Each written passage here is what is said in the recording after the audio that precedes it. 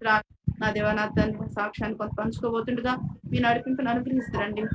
ఏది మాట్లాడాలి, ఏది చెప్పాలో సమస్తం కూడా దేవా మీ నడిపింపు కోరుకుంటున్నాను. సహాయపడుతురండి.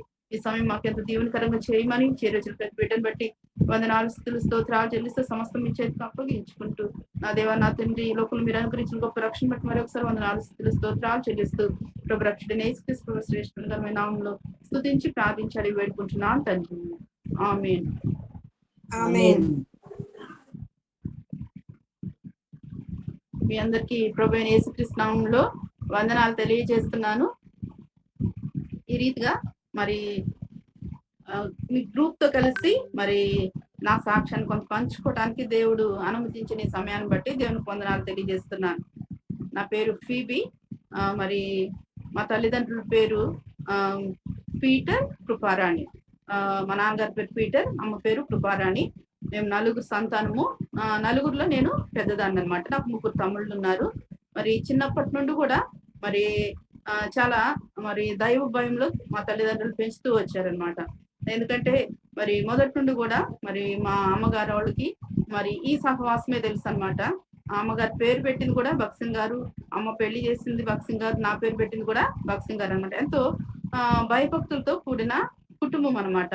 దైవ భయం కలిగిన కుటుంబము. అటువంటి కుటుంబంలో దేవుడు నన్ను జన్మింపజేస్తూ వచ్చాడు. చిన్ననాటి నుండి కూడా మరి నా తల్లిదండ్రులు మరి ఎంతో దైవ భయంలో పెంచుతూ వచ్చారనమాట. ఆ రీతిగా మరి ప్రతిరోజు కూడా ఖచ్చితంగా ఉదయకాల ప్రార్థన, కుటుంబ ప్రార్థన ఉండేది. రాత్రి కుటుంబ ప్రార్థన ఉండేది. ప్రతి దినం కూడా మరి బైబిల్ చదువుకొని ప్రార్థన చేసుకుంటేనే మరి బ్రేక్ఫాస్ట్ అనే రీతిగా చాలా మరి స్ట్రిక్ట్ పెంచుతూ వచ్చారనమాట. ఇంకా అమ్మా నాన్న చెప్తారు కాబట్టి ఖచ్చితంగా ప్రార్థన చేసుకోవాలి, బైబిల్ చదువుకోవాలి అనేది ఒక అలవాటుగా చేసేదాన్ని. మరి మందిరానికి వెళ్ళటము అన్నిట్లో కూడా మరి రెగ్యులర్ గా ఉండేదాన్ని. కానీ నా 10th క్లాస్ వరకు కూడా మరి నేను పాపిని అనే సత్యాన్ని నేను గ్రహించలేకపోయాను అనమాట. నా 10th క్లాస్ టైంలో మరి దేవుడు మాట్లాడుతూ వచ్చాడు. మరి నేను కూడా పాపిని అని నాకు తెలియజేస్తూ వచ్చాడు. అప్పుడు మరి నా స్థితి అంతా కూడా దేవుని సన్నిధిలో ఒప్పుకుంటూ వచ్చాను.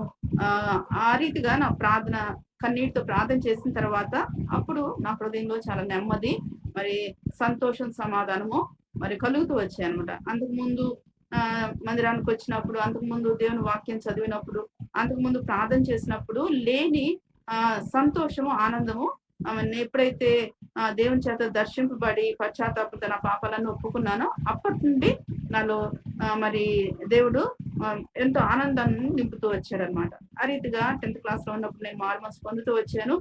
అయితే మారుమనసు పొందిన తర్వాత మరి ఇంటర్మీడియట్ డిగ్రీ వరకు కూడా నాకు నిశ్చయిత రాలేదనమాట. చాలా సందర్భాల్లో శత్రువు డౌట్ఫుల్ అనమాట. నీది నిజమైన మారు మనసైనా, నువ్వు రక్షణ పొందావని చెప్పి అనేక రకాల డౌట్స్ వస్తూ వచ్చాయి అనమాట. 10th క్లాస్ లో రక్షణ పడ్డాను. మరి డిగ్రీ వరకు కూడా బ్యాప్టిజం తీసుకోలేదు. ఎందుకంటే ఈ యొక్క డౌట్స్ తోనే నేను మరి ఆ రీతిగా కొనసాగుతూ వచ్చాను. అయితే దేవుళ్ళు ఆనందిస్తున్నాను కానీ నాది నిజమైన రక్షణ కాదనే డౌట్ తో నేను వెనకడుగు వేస్తూ వచ్చేదాన్ని అనమాట. ఆ తర్వాత నా డిగ్రీ ఫైనల్ ఇయర్ లో నేను మరి ఫిబ్రవరి యూత్ క్యాంప్కి వెళ్ళినప్పుడు థియోడర్ అంకుల్ వాక్యం చెప్తూ వచ్చారనమాట. అప్పుడు మరి ఏ అయితే డౌట్స్ ఉన్నాయో నాకు, నేను ఏదైతే అనుమాన పడుతున్నానో ఆ విషయాలన్నింటి గురించి కూడా దేవుడు ఎంత స్పష్టంగా మాట్లాడుతూ వచ్చాడు. నాది నిజమైన మారు మనసు అనేది నేను ఆ రోజు మరి గ్రహించగలుగుతూ వచ్చాను అనమాట. ఆ తర్వాత మరి పీజీ నా యొక్క స్టడీస్ అన్ని కూడా మరి చిన్న వయసులో నా 7th క్లాస్ వరకు చీరాల్లో మరి బెరాక ప్రార్థనా మందిరంలో ఎదుగుతూ వచ్చాను జాన్ సుబ్బారెడ్డి గారి దగ్గర. ఆ తర్వాత నా 8th క్లాస్ నుండి నా డిగ్రీ వరకు కూడా మరి కావలి నందన్ రావుకుల దగ్గర పెరుగుతూ వచ్చాను. ఆ తర్వాత పీజీకి మరి తిరుపతి మహిళా యూనివర్సిటీకి వెళ్ళాను. అక్కడ పీజీ ఫస్ట్ ఇయర్ లో మరి బాప్తిస్మలో సాక్ష్యం ఇవ్వడం జరిగింది. అయితే ఆ సందర్భంలో నేను దేవుని చాలా అంటే మండుతూ ఉండేదాన్ని అనమాట. చాలా పౌరుషంగా దేవుని కొరకు ఉండేదాన్ని. ఏ విషయంలో అయినా సరే మొట్టమొదటి ప్లేసు దేవునికి. దేవుణ్ణి చాలా ప్రేమించేదాన్ని. మరి ఇంట్లో నేను ఒక్కదాన్ని, నన్ను ఎంతో ప్రేమగా చూసేవాళ్ళు. అయినప్పటికీ కూడా నాకు తల్లిదండ్రుల మీద కానీ, బంధుమిత్రుల మీద కానీ ఎవరి మీద ఉండేది కదనమాట. ఎంతమంది బంధువులు వచ్చినా నేను మా ఇంట్లో మా అమ్మ వాళ్ళ 6 అయితే ఫస్ట్ బోర్న్ అనమాట నేను. సో నన్ను అందరూ కూడా చాలా ప్రేమించేవాళ్ళు. ఎక్కువ వాళ్ళతో ఉండాలని ఆశపడేవాళ్ళు అనమాట హాలిడేస్కి వచ్చినప్పుడు. కానీ నేను ఎప్పుడు కూడా ఉండేదాన్ని కాదు, ఇంట్లో ఉండేదాన్ని కాదు, మందిరానికి వెళ్ళిపోయేదాన్ని. అప్పుడు వాళ్ళు బాధపడుతూ వచ్చేవాళ్ళు, అయ్యో ఏంటి తన కోసం ఏమొస్తే తను మమ్మల్ని వదిలిపెట్టి వెళ్ళిపోతుందని చెప్పి బాధపడేవాళ్ళు అనమాట. ఆ రీతిగా దేవుని ఎంతో ప్రేమించేదాన్ని. ఎప్పుడు సమయం దొరికినా కూడా ప్రార్థన చేసుకునేదాన్ని, బైబిల్ చదువుకునేదాన్ని. ఎవరికన్నా అనారోగ్యంతో ఉన్నప్పుడు ప్రార్థన చేసినప్పుడు కూడా వాళ్ళకి స్వస్థత కలిగేదనమాట. ఎంతో దేవుణ్ణి ప్రేమించేదానికి ఉండేదాన్ని. ఆ రీతిగా నేను యూనివర్సిటీకి వెళ్ళిన తర్వాత అక్కడ ఇంకా ఆత్మీయంగా చాలా బలపరచబడుతూ వచ్చాను. ఫస్ట్ ఇయర్‌లో మరి నేను బాప్తిస్మలో సాక్ష్యం ఇవ్వడం జరిగిందనమాట. అప్పుడు మరి అక్కడ తిరుపతిలో ఉన్నప్పుడు మరి దేవుడు నాకు ఒక అంటే ఆ స్టడీస్ ద్వారా నాకు ఎటువంటి ఉపయోగం లేదు కానీ ఆత్మీయంగా దేవుడు నన్ను బలపరచడానికి అక్కడికి తీసుకెళ్ళాడు అనేది తర్వాత దినాలు నేను గ్రహించగలుగుతూ వచ్చాను. అక్కడ మరి నెహెమ్యా అంకుల్ వాకింగ్ చెప్తూ వచ్చే స్పెషల్ మీటింగ్స్ జరిగినాయి. అప్పుడు శాంసన్ అంకుల్ అక్కడ సేవ చేస్తున్నారు. నెహెమ్యా అంకుల్ని పిలిచారనమాట ఇట్లా స్పెషల్ మీటింగ్స్ పిలిచినప్పుడు ఆ రోజు నెహెమ్యా అంకుల్ వాకింగ్ చెప్తూ దేవునికి ప్రథమ స్థానం ఇచ్చేవాళ్ళు మీ చేతులు ఎత్తండి అన్నప్పుడు నేను చేయెత్తుతూ వచ్చాను. చేయెత్తుతూ వచ్చినప్పుడు నా ఆశ ఏంటంటే దేవునికి మొదటి స్థానం, ఎవరైనా తర్వాతే అన్న ఆలోచనతో నా చేయెత్తాను. కానీ అంత అయిపోయిన తర్వాత ఆంటీ వాళ్ళ దగ్గరకు వచ్చి, ఫీబీ నువ్వు మంచి డెసిషన్ తీసుకున్నావు, నువ్వు నమ్మకంగా సేవ చేయాలని చెప్తూ వచ్చారనమాట. అది సేవా పిలుపు అనేది నాకు తెలియదు. అయితే ఆ రీతిగా మరి అక్కడ న్యూ జెరూసలేం తిరుపతిలో కూడా నా గురించి ప్రార్థన చేస్తూ వచ్చారు. మరి అక్కడ యూనివర్సిటీలో ఉన్నప్పుడు దేవునికి ఎంతో సమీపంగా జీవించడానికి, దేవుణ్ణి ఆనందించడానికి, అనేక విషయాలు నేర్చుకోవడానికి దేవుడు నాకెంతో కృప చూపిస్తూ వచ్చారనమాట. ప్రతి చిన్నదానికి కూడా మరి దేవుని మీద ఆధారపడుతూ వచ్చేదాన్ని. ఏదన్నా హెల్త్ ఇష్యూ అయినా, లేకపోతే ఏదైనా ఎగ్జామ్‌కి నేను సరిగ్గా చదువుకోలేకపోయినా ప్రతి చిన్నదానికి, పెద్దదానికి దేవుని మీద ఆధారపడటం అనేది ఆ సమయంలో దేవుడు నాకు నేర్పిస్తూ వచ్చాడనమాట. ఆ రీతిగా అక్కడున్న 2 సంవత్సరాలు కూడా నేను ఆత్మీయంగా బలపరచబడటానికి దేవుడు ఎంతో కృప చూపిస్తూ వచ్చాడు. 2 సంవత్సరాలు సమయం దొరికితే యూనివర్సిటీలో చదవటమా లేదా మందిరము, ఈ రెండే. ఇంటి దగ్గర ఉన్నప్పుడు స్కూలు, మందిరం ఎలానో హాస్టల్‌కి వెళ్ళిన తర్వాత కూడా మరి హాలిడే వచ్చిందంటే ఏదో ఒక స్పెషల్ మీటింగ్ ఉండేది. ఆ మీటింగ్ కన్నా అటెండ్ అవ్వాలి, లేదా హాస్టల్ అన్నా ఉండాలన్నమాట. ఈ రీతిగా సమయాన్ని ఎక్కువ టైము మరి అక్కడ గడపడానికి దేవుడు కృప చూపిస్తూ వచ్చాడు. ఆ రీతిగా నేను ఎక్కువగా మందిరానికి వెళ్ళటము, అక్కడ జరిగే యాక్టివిటీస్‌కి ఏది కూడా పార్టిసిపేట్ చేయకపోవడాన్ని బట్టి కూడా లెక్చర్స్ కొంత నా విషయంలో కొద్దిగా ఇబ్బంది పెడుతూ వచ్చారనమాట. ఆ రీతిగా అయినప్పటికి కూడా దేవుడు ఎంతో కృప చూపించాడు. 2 ఇయర్స్ సక్సెస్‌ఫుల్‌గా మరి పీజీ కంప్లీట్ చేసుకొని తిరిగి నేను ఇంటికి వచ్చేసాను, కావలికి వచ్చేసాను. వచ్చేసిన తర్వాత నేను బిఎడ్ ఎగ్జామ్ రాశాననమాట. రాసినప్పుడు దేవుడు మంచి మెరిట్ ఇచ్చాడు. ఫ్రీ సీటు బిఎడ్‌లో వచ్చింది. అది మాకు దగ్గరలోననమాట. సిద్ధార్థ బిఎడ్ కాలేజ్ అని చెప్పి ఆ కాలేజ్‌లో దేవుడు నాకు సీట్ ఇస్తూ వచ్చాడు. ఇంటి దగ్గర నుండే నేను బిఎడ్ చేస్తూ వచ్చాననమాట. ఆ తర్వాత సంవత్సరము మరి ఎవ్రీ ఇయర్ నందనరావు అంకుల్ మమ్మల్ని యూత్ క్యాంప్‌కి తీసుకొచ్చేవాళ్ళు. ఆ రీతిగా ఆ సంవత్సరం కూడా నందనరావు అంకుల్ ఏం చేశారంటే మమ్మల్ని యూత్ క్యాంప్‌కి తీసుకొచ్చారు. తీసుకొచ్చినప్పుడు ఆ సంవత్సరము అంకుల్ ఎవరంటే కోశి అంకుల్ మరి స్పెషల్ స్పీకర్ అనమాట. కోశి అంకుల్ కూడా వాక్యం చెప్తూ వచ్చినప్పుడు అక్కడ కూడా హెబ్రోన్‌లో కూడా మరి ఆ రోజు కూడా దేవునికి మొదటి స్థానం ఇచ్చే విషయం గురించే అంకుల్ వాక్యం చెప్తూ వచ్చారు. వాక్యము ఎండింగ్‌లో అంకుల్ చెప్తూ వచ్చారంట, ఎవరైతే దేవునికి ప్రథమ స్థానం ఇవ్వాలని ఆశపడుతున్నారో వారు మీరు లేచి నిలబడండి అన్నప్పుడు లేచి నిలబడ్డానమాట.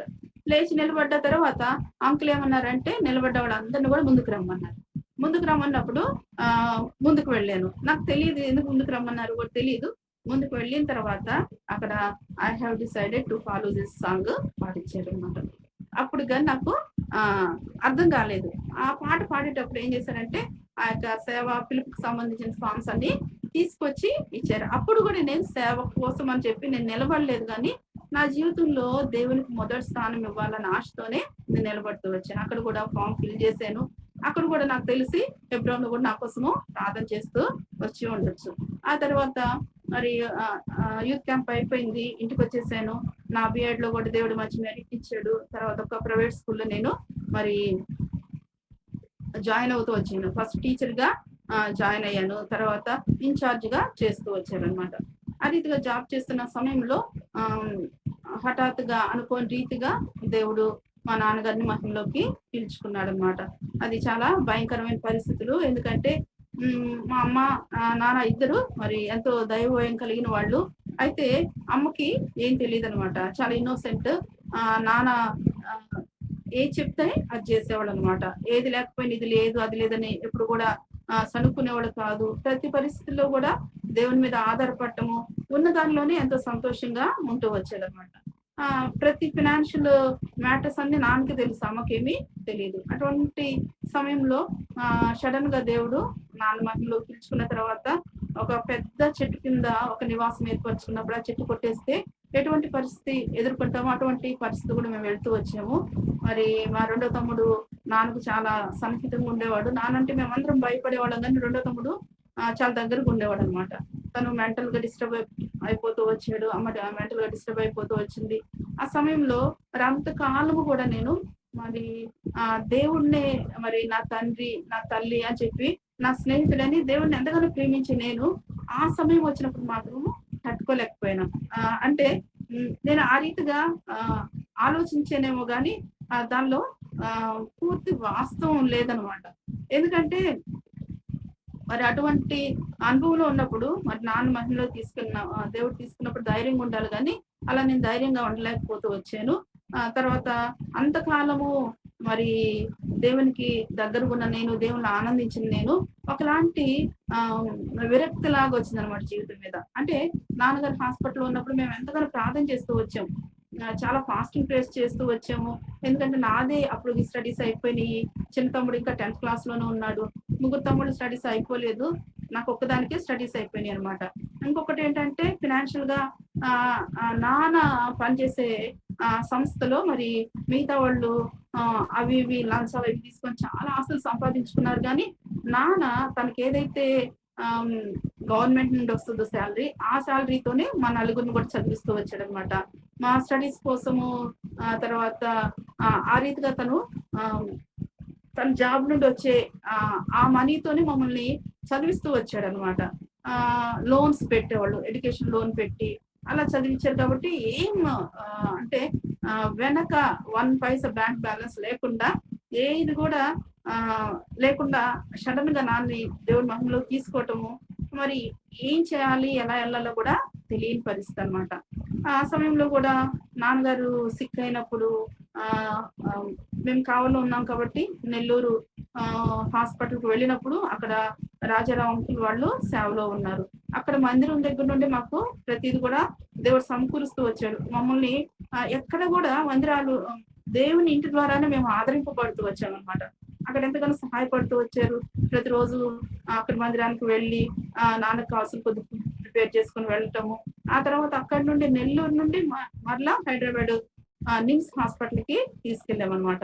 ఆహ్, నాన్న గవర్నమెంట్ ఎంప్లాయీ కాబట్టి అక్కడ చూపించుకోవడానికి అవకాశం ఉంది కాబట్టి అక్కడికి తీసుకొని వెళ్ళాము. అక్కడ కూడా ఆహ్, రెహ్బోత్ అక్కడ ఆహ్, ఆ మందిరం ద్వారా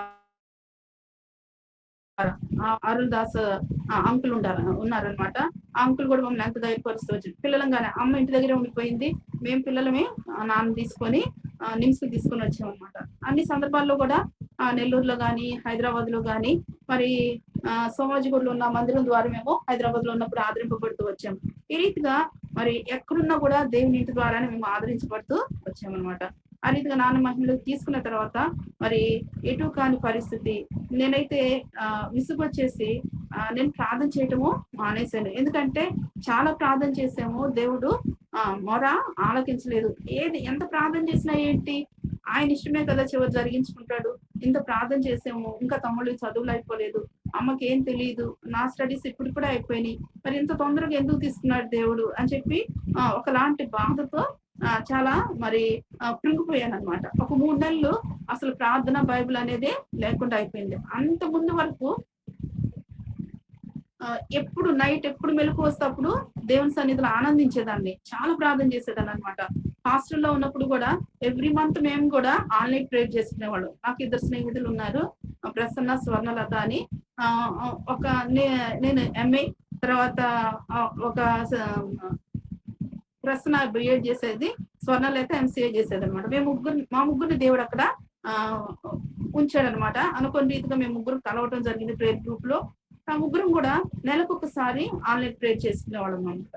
ఆ రీతిగా ఆ దేవుని సన్నిధిలో మరి ఎంతో ఆనందించేదాన్ని.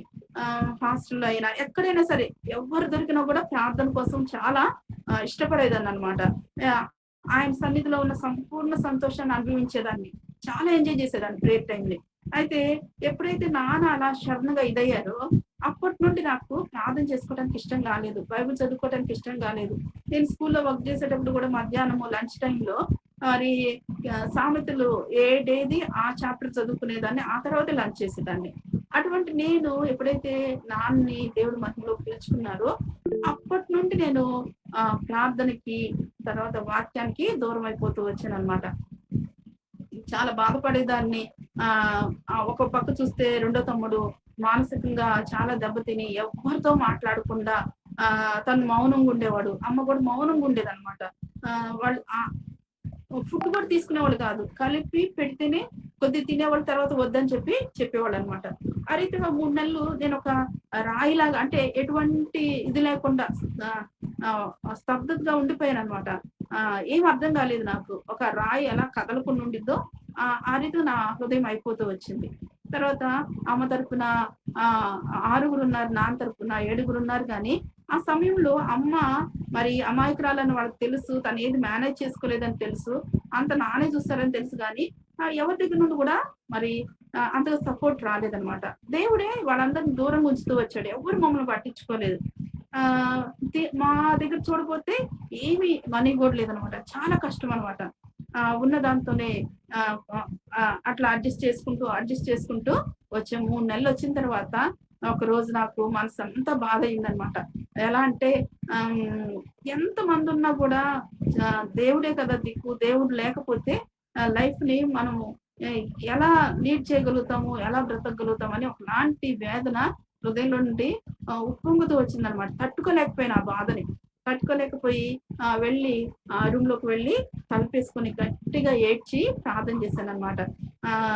క్షమాపణ అడుగుతూ వచ్చాను. అవును ప్రభా, నిజమే. ఎంతమంది బంధుమిత్రులున్నా, ఎంతమంది స్నేహితులున్నా, ఎవరున్నా కూడా మీరు లేకుండా అంత సున్నానే. ఎవరు కూడా సహాయపడేవాళ్ళు లేరు. మీరే సహాయపడే దేవుడు, మీరు మాత్రమే కృప చూపించే దేవుడు అని చెప్పి ఎంతో ఏడుస్తూ ప్రార్థన చేస్తూ వచ్చాననమాట. ఆ 3 నెలలు నా హృదయంలో ఉన్న భారాన్నంతా దినము మరి కుమ్మరించుకుంటూ వచ్చాను.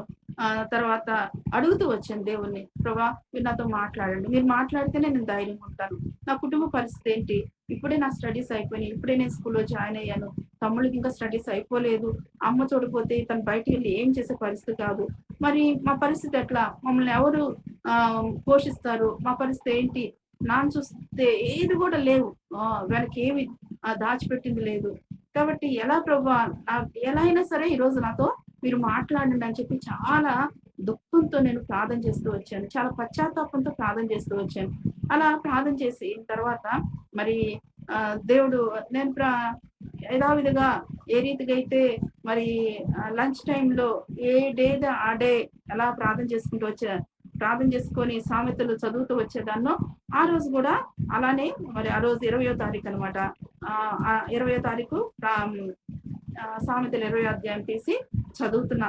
అధ్యాయం నేను చాలా సార్లు చదివాను, కానీ మరి నాకు ఎప్పుడు కూడా ఆ మాట నన్ను ఆపలేదు. ఆ మాట నన్ను టచ్ చేయలేదు. కానీ ఆ దినం మాత్రము మరి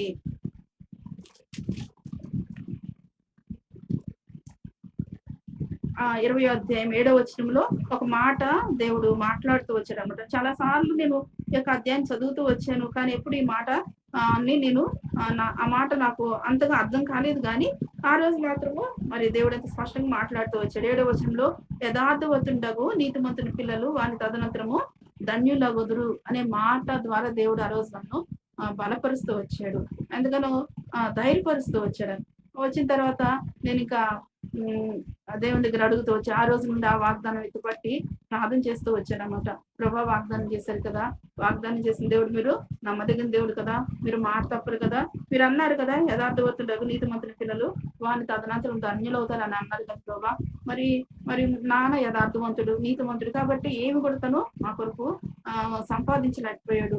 కాబట్టి ప్రభు మరి ఎలా ఏం చేస్తారు నాకు తెలియదు అని చెప్పి ప్రతి దినం కూడా మరలా తిరిగి ప్రార్థన ఆరంభిస్తూ వచ్చానన్నమాట. చిన్నగా వాళ్ళ ధైర్యం చెప్తూ వచ్చాను.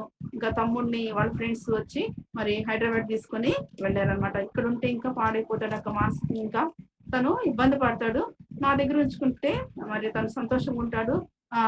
సంతోషంగా లేకపోయినా కూడా మాలో కలిస్తే కొంత డైవర్ట్ అవుతాడు అని చెప్పి తన ఫ్రెండ్స్ తనని తీసుకెళ్లారనమాట. మరి మొదటి నుండి కూడా భయభక్తుల్లో పెంచడం ద్వారా తమ్ముడు ఫ్రెండ్స్ కూడా మంచి పిల్లలు అనమాట. కాబట్టి ధైర్యంగా తను పంపించగలుగుతూ వచ్చాము. అక్కడికి వెళ్ళిన తర్వాత మరి తమ్ముడు కూడా మరి ఎక్కడ ఏ క్షణం ఖాళీకుంటే నాన్న గుర్తొస్తాడు అని చెప్పి తను ఒక కన్సల్టెన్సీ ఆఫీస్ లో జాయిన్ అయ్యి వర్క్ నేర్చుకొని అక్కడ జాబ్ చేస్తూ వచ్చాడు అనమాట. చేస్తూ వచ్చినప్పుడు ఒక 6 నెలలు జాబ్ చేస్తూ వచ్చాడు. 6 నెలలు జాబ్ చేసిన తర్వాత తనకి బయటకు వెళ్ళి చదవాలని ఆశ ఉండేదన్నమాట. అట్లా తను జర్మనీకి అప్లై చేసుకున్నాడు. తర్వాత నార్వేకి అప్లై చేసుకున్నాడు అనమాట. ఇంకా నార్వే వెళ్ళాలని తను డిసైడ్ అయిన తర్వాత ఆ యొక్క కన్సల్టెన్సీ వాళ్ళు ఏమన్నారంటే, లేదు ఈ 6 months లో నువ్వు మంచి వర్క్ చేసావు, మా కంపెనీకి మంచి ప్రాఫిట్స్ వచ్చినాయి కాబట్టి ఇంకొక 1 year చెయ్యి, మరి ఆ తర్వాత నువ్వు చదువుకోవడానికి వెళ్ళొచ్చు అని చెప్పారనమాట. చెప్పినప్పుడు తమ్ముడు ఒప్పుకోలేదు. నా యొక్క ఆశ అది నేను చదువుకోవాలన్నప్పుడు వాళ్ళు అప్పుడు ఏమన్నారంటే 2006 లో అనమాట ఏమన్నారంటే ఇయర్లీ మంత్లీ 1 lakh శాలరీ ఇస్తాము, 1 year చేయమని చెప్పారనమాట. చెప్పినప్పుడు తమ్ముడికి ఒక ఆలోచన వచ్చిందంట. ఏమైనా ఆలోచన వచ్చిందంటే, అక్క ఉంది కదా, అక్కకి మ్యారేజ్ చేయాలి కదా, సరే నేను 1 year తర్వాత నా స్టడీస్ కంటిన్యూ చేసుకుంటాను, నేను ఈ 1 year జాబ్ చేస్తే ఆ వచ్చిన మనీతో అక్క మ్యారేజ్ చేయడానికి నాకు అవకాశం ఉంటుందని చెప్పి తను ఏం చేశాడంటే తను పోస్ట్ పోన్ చేసుకుని 1 year తను అక్కడ జాబ్ చేస్తూ వచ్చాడు. ఆ రీతిగా 1.5 year మొత్తం జాబ్ చేస్తూ వచ్చాడు. ఎప్పుడైతే శాలరీ పెంచారో అప్పటి నుండి తను ఏం చేశాడంటే ఆ శాలరీని పక్కన పెడుతూ వచ్చాడు అనమాట. నేను ఇక్కడ ఇంటి దగ్గరేమో మరి ప్రార్థన కొనసాగిస్తూనే ఉన్నాను. చిన్నగా అమ్మ మిగతా తమ్ముళ్ళు కొద్దిగా రికవర్ అవుతూ వచ్చారనమాట. ఆ రీతిగా ఉన్న సమయంలో మేము కావలి ప్రాంతంలో ఉన్నాం. అంతకాలం నందన అంకులు మా సేవకులు ఉన్నారు. ఉన్నట్టుండి మరి అంకుల్కి బాపట్ల ట్రాన్స్ఫర్ అయింది. బాపట్ల ట్రాన్స్ఫర్ అయినప్పుడు మా దగ్గరికి ఇక్కడ హైదరాబాద్ నుండి సనత్ నగర్ నుండి బీసీ జన్ గారు అక్కడికి సేవకులకు వచ్చారనమాట. వచ్చినప్పుడు మరి ఏ సేవకుల దగ్గరైనా పరిచర్య చేయటం చిన్నప్పటి నుండి తల్లిదండ్రులు నేర్పించారు కాబట్టి చదువుకోవాలి, టైం ఉంటే మందిరానికి వెళ్ళి పని చేయాలి, ఈ 2 తెలుసు అనమాట. ఇంకా అప్పుడు బీసీ జన్ అంకుల్ వాళ్ళు ఫ్యామిలీతో వచ్చినప్పుడు ఇంకా అప్పుడు నాకు వాళ్ళు పిలిచారనమాట. ఎట్లా వచ్చారు అంకుల్ వాళ్ళు వాళ్ళకి పరిచర్య చేయడానికి రా ఫీబీ అన్నప్పుడు నేను వెళ్ళినప్పుడు అక్కడ అంకుల్ ఫ్యామిలీ పెద్ద ఫ్యామిలీ, వాళ్ళు 6 members పిల్లలు అందరూ వచ్చారు వదిలిపెట్టడానికి. మరి వాళ్ళందరికీ పరిచర్య చేస్తూ వచ్చామన్నమాట. ఆ తర్వాత అంకుల్ ఆంటీ ఉండేవాళ్ళు. ఆంటీ కొంత నరాల వీక్నెస్ ఉండేది, బలహీనత ఉండేది కాబట్టి మామూలుగానే దేవుని ఇంట్లో పరిచర్య చేయటం చాలా సంతోషము, ఎంతో ఆనందంగా చేసేదాన్ని అనమాట దేవుని ఇంట్లో. ఇంకా ఎప్పుడైతే నాన్నగారిని దేవుడి మహిమలో పిలిచినారో ఆ తర్వాత ఇంకా మందిరం దగ్గర ఇల్లు తీసుకొని అందుబాటులో ఉండి ఎప్పుడు మందిరంలో పనిచేసేదాన్ని అనమాట. అంతకుముందు నాన్నగారు ఉన్నప్పుడు మాకు మందిరానికి దాదాపు 2-3 kilometers దూరం ఉండేది. అట్లానే రిక్షాలో వచ్చేవాళ్ళం. ఎప్పుడైతే నాన్న మహిమలో తీసుకున్నప్పటి నుండి మందిరం పక్కన ఉండి దేవుని ఇంట్లో ఎక్కువ టైము స్పెండ్ చేయడము మరి అలవాటు చేసుకుంటూ వచ్చాను, సంతోషిస్తూ వచ్చేదాన్ని అనమాట. బీసీ జన్ అంకుల్ వచ్చిన తర్వాత ఇంకా ఆంటీ బలహీనతను బట్టి ఎక్కువ అంకుల్ ఆంటీ దగ్గర ఉండి పరిచర్య చేస్తూ వచ్చాను. ఆ తర్వాత ఆంటీ అనారోగ్య పరిస్థితిని బట్టి హైదరాబాద్ లో పెద్దన్న దగ్గర ఉండేవాళ్ళు అనమాట. అంకుల్ ఒక్కళ్ళే ఉండేవాళ్ళు. అంకుల్ ఎలా ఉండేవాళ్ళు అంటే ఎవరి చేత కూడా ఏ పని చేయించుకోవడానికి ఇష్టపడేవాళ్ళు కాదు. ఎవరైనా సరే అంకుల్ ఒక్కళ్ళే ఉన్నారని, అన్న మేము వచ్చి గిన్నెలు కడిగిస్తాము, అన్న మేము వచ్చి బట్టలు ఉతికిస్తాము అంటే అంకులు వాళ్ళు వచ్చే టైం కన్నా ముందే చేసేసుకునేవాళ్ళు అనమాట. ఎవరి చేత కూడా పని చేయించుకోవడానికి తను ఇష్టపడేవాళ్ళు కాదు. చాలా సిస్టమేటిక్ గా ఉండేవాళ్ళు అనమాట. 7 o'clock అంతా వాళ్ళు టిఫిన్ అయిపోవాలి, బ్రేక్ఫాస్ట్ అయిపోవాలి, 12 o'clock అంతా లంచ్ అయిపోవాలి. ఇట్లా ప్రతి దాన్ని కూడా చాలా టైం టు టైము చేసేవాళ్ళు అనమాట అంకులు. అయితే ఎవరి చేత కూడా చేయించుకోవడానికి ఇష్టపడేవాళ్ళు కాదు. గానీ ఎప్పుడైనా సరే నాకు స్కూల్ హాలిడే ఉన్నప్పుడు, లేకపోతే నాకు అవకాశం ఉన్నప్పుడు, అంకుల్ నేనొచ్చి చేస్తానంటే నా కోసం వెయిట్ చేసేవాళ్ళనమాట. ఇంకా ఆంటీ వెళ్ళిపోయిన తర్వాత ఇంకా నాకు సమ్మర్ హాలిడేస్ వచ్చినియి. ఇంక ప్రతిదినం కూడా మరి అంకుల్‌కి వంట చేసి పంపించడానికి కొద్దిగా ఆలస్యమైనా కూడా అంకుల్ వెయిట్ చేసేవాళ్ళు. ఎందుకు చేసేవాళ్ళో తెలీదు గానీ మరి అంకుల్ దగ్గర మరి అంకుల్ కూడా పరిచర్య చేయడానికి దేవుడు చాలా కృప చూపిస్తూ వచ్చాడు. అప్పుడు కూడా మరి దేవుని దగ్గర మొరపెడుతూ వచ్చానన్నమాట. ఏంటి ప్రభు మరి పరిస్థితి ఏంటి? మరి మిగతా ఇద్దరు కూడా సెటిల్మెంట్ అవ్వాలి. ఆ తమ్ముడు మరి జాబ్ చేస్తున్నాడు. స్టడీస్ మధ్యలో ఆపేసి అని చెప్పి మరి దేవుని సన్నిధిలో మొరపెట్టుకుంటూనే వచ్చాను. అయితే తర్వాత అంకుల్ వచ్చిన కొన్ని నెలలు కాదు, అంకుల్ వాళ్ళు డిసెంబర్‌లో వచ్చారు. డిసెంబర్ ఫస్ట్ వీక్‌లో అట్లా. జాన్వరిలో అక్కడ కావలి దగ్గర బెట్రగుంటలో అప్పుడు ఫ్లారెన్స్ ఆంటీ వాళ్ళు సేవ చేసేవాళ్ళనమాట. ఫ్లారెన్స్ ఆంటీ జాన్వరిలో ఏం చేశారంటే మా దగ్గరకొచ్చారు. వచ్చి అన్నారు, బీసీ జాన్ అంకుల్ దగ్గరికి వెళ్ళన్నారంట. మీ బాబు ఉన్నాడు కదా! మీ మూడో బాబుకి మరి మ్యారేజ్ చేయాలనుకుంటున్నారు కదా! ఫీబీ అయితే మీకు కరెక్ట్‌గా సెట్ అవుతది. ఎందుకంటే పరిచర్య చేస్తది. మీ పరిచర్యలో సహకరిస్తది. కాబట్టి ప్రార్థన చేయండి. మరి ఆ సంబంధం విషయంలో అని చెప్పి అంకుల్‌కి చెప్పారంట. చెప్పి తర్వాత మా ఇంటికొచ్చి మాకు గూడా చెప్తూ వచ్చారనమాట. ఇట్లా అంకుల్‌కి మరి మూడో కొడుకు మరి హైదరాబాద్‌లో జాబ్ చేస్తున్నాడు. తన విషయంలో ప్రార్థన చేసుకో ఫీబీ అని చెప్పి ఆంటీ చెప్తూ వచ్చారనమాట. అయితే వాస్తవంగా నాకు వివాహం చేసుకోవటం అస్సలు ఇష్టం లేదనమాట. ఎందుకంటే మ్యారేజ్ చేసుకుంటే ఎక్కడికో వెళ్ళాలి, తెలియని వాళ్ళ దగ్గరికెళ్ళాలి, అడ్జస్ట్‌మెంట్ అవ్వాలి. ఈ రెస్పాన్సిబిలిటీస్ అన్నీ ఉంటాయి. అప్పుడు దేవుని సేవ నేను ఎక్కువ చేయలేను. దేవుని సన్నిధిలో ఎక్కువ నేను గడపలేను. కాబట్టి నేనసలు పెళ్ళే చేసుకోవద్దు. ఎప్పటికైనా సరే మరి హెబ్రోను హెడ్ క్వార్టర్స్‌కి వచ్చేయాలి. హెబ్రోన్ సిస్టర్ ఉండిపోవాలని చాలా ఆశ ఉండేదనమాట. అందుకని మా నాన్నగారు ఉన్నప్పుడు కూడా ప్రపోజల్స్ వచ్చినప్పుడు నాన్న మరి నా యొక్క ఆత్మీయ స్థితిని బట్టి ఏం చెప్పేవాడంటే ప్రార్థన చేసుకోమని చెప్పేవాడనమాట. ప్రార్థన చేసుకోమని చెప్తే నాకు మ్యారేజ్ అంటే ఇష్టం లేదు కాబట్టి ఎన్ని ప్రపోజల్స్ మంచి మంచి ప్రపోజల్స్ ఎన్నొచ్చినా కూడా నేను ప్రార్థన చేసుకోకుండానే కొన్ని రోజులకి నాకు సమాధానం రాలేదు డాడీ అని చెప్పేసేదాన్ని. అట్లా నాన్నగారు ఉన్నప్పుడు అన్ని ప్రపోజల్స్ అన్నిటిని నేను ప్రార్థన చేయకుండానే ఆ మాట చెప్పి తప్పించేసుకున్నాననమాట. మరి అటువంటి సందర్భంలో ఆంటీ వచ్చి మరి చెప్తూ వచ్చారు. ఇలా ఉందమ్మా సంబంధము, ప్రార్థన చేసుకో అని చెప్పి చెప్తూ వచ్చారనమాట. చెప్తూ వచ్చినప్పుడు నాకు ఇష్టం లేదు ఆంటీ, మ్యారేజ్ చేసుకోవడం నాకు ఇష్టం లేదని నేను ఆంటీకి అన్నప్పుడు, అలా అనొద్దు నువ్వు ప్రార్థన చేసుకొని చెప్తూ వచ్చారనమాట. తర్వాత ఆ విషయము సంఘంలో ఆంటీ వాళ్ళందరికీ తెలిసింది. ఆంటీ వాళ్ళు కూడా అన్నారు, నువ్వు ప్రార్థన చేసుకో ఫీబీ అంటే, లేదాంటీ నాకు ఇష్టం లేదంటే, ఆంటీ వాళ్ళు ఒక మాట ఏమన్నారంటే, ఇప్పుడు మీ నాన్నగారు లేని దాన్ని బట్టి ఇంట్లో మరి ఎవరు కూడా సరిగ్గా లేరు, చాలా దుఃఖంలో ఉన్నారు కదా! నువ్వు వివాహం చేసుకుంటే నీ కుటుంబం అంతా సంతోషంగా ఉండిద్ది. నీ కుటుంబం సెటిల్ అవుతదమ్మా అని చెప్పి మాట్లాడుతూ వచ్చారనమాట. ఆ ఒక్క మాట కోసం నేను దేవుని సన్నిధిలో పెడుతూ వచ్చాను. నా వివాహం గురించి ప్రార్థన చేస్తూ వచ్చాను. ప్రార్థన చేస్తూ వచ్చినప్పుడు మరి దేవుడు మాట్లాడుతూ వచ్చాడు. తన చిత్తాన్ని తెలియజేస్తూ వచ్చాడు. కానీ నాకు ఇష్టం లేదనమాట. అప్పటి వరకు మరి బ్రదర్‌ని నేను మరి ఎవరో నాకు తెలీదు. మరి అప్పుడు పిల్లలందరూ వచ్చారు గానీ వాళ్ళు ఎవరనేది నాకు తెలీదనమాట. తర్వాత ఆంటీ వాళ్ళు మరి ఒకసారి బ్రదర్ వచ్చారు, హైదరాబాద్ నుండి వచ్చారనమాట. వచ్చినప్పుడు చెప్తూ వచ్చారు. అదిగో ఫిబి ఆంటీ చెప్పిన సంబంధం అంకుల్ వాళ్ళ కొడుకొచ్చాడని చెప్పి చెప్పారనమాట. చెప్పినప్పుడు నేను ఆల్రెడీ అంతకుముందు బ్రదర్‌తో మాట్లాడాననమాట అంకుల్ కోసం. బ్రదర్ అంకుల్ ఉన్నారా? అంటే నార్మల్‌గానే మాట్లాడాను గానీ తనని నాకు తెలీదు. అప్పుడు చూసినప్పుడు ఇతనా అని చెప్పి అనుకున్నాను. నాకిష్టం లేకుండా అయిపోయిందనమాట. వద్దు అనుకున్నాను. కానీ దేవుడు మాట్లాడుతూ వచ్చాడు. మాట్లాడుతూ వచ్చినప్పుడు ఏమైందంటే ప్రపోజల్ ఆంటీ ప్రార్థన చేసుకొని చెప్పిన తర్వాత నాకు చికెన్ గున్యా ఫీవర్ వచ్చింది. ఆ రోజు చికెన్ గున్యా చాలా సివియర్‌గా వచ్చేది. ఆ ఫీవర్ వచ్చింది, తగ్గిపోయింది. అది తగ్గిపోయిన కొన్ని రోజులకు మళ్ళీ చికెన్ పాక్స్ వచ్చిందనమాట. నాన్నగారు ఉన్నన్ని రోజులు మా చుట్టూ ఒక కంచె ఉండేది. ఎన్ని అంటువ్యాధులు వచ్చినా మమ్మల్ని ఏది కూడా టచ్ చేయలేదు ఎప్పుడు కూడా. ఎందుకంటే మా చుట్టుపక్కల ఎంతమంది చికెన్ పాక్స్ వచ్చినా మాకెప్పుడూ చికెన్ పాక్స్ రాలేదు. ఇట్లా కండ్లకు అటువంటి వచ్చినా కూడా మాకు ఎప్పుడు కూడా రాలేదనమాట. మా పక్కన ఉన్నా కూడా మాకొచ్చేది కాదు. అటువంటిది నాన్నని మేము లాస్ అయిన తర్వాత చాలా పరిస్థితులు ఎదుర్కొంటూ వచ్చామనమాట. ఎందుకంటే ఆ సమయంలో మేమెవరం కూడా సరిగ్గా మరి ఆ దిగులుని బట్టి, బాధను బట్టి మరి ఆ కంచె అనేది మాకు లేకుండా అయిపోయిందనమాట. ఆ తర్వాత చికెన్ పాక్స్ వచ్చింది. వచ్చిన తర్వాత చికెన్ పాక్స్ వచ్చింది కాబట్టి ఒక 3 మంత్స్ వరకు మరి మ్యారేజ్ చేసుకోకూడదని డాక్టర్ చెప్పారనమాట. అందుకని మేము దూరంగా ఉన్నాము.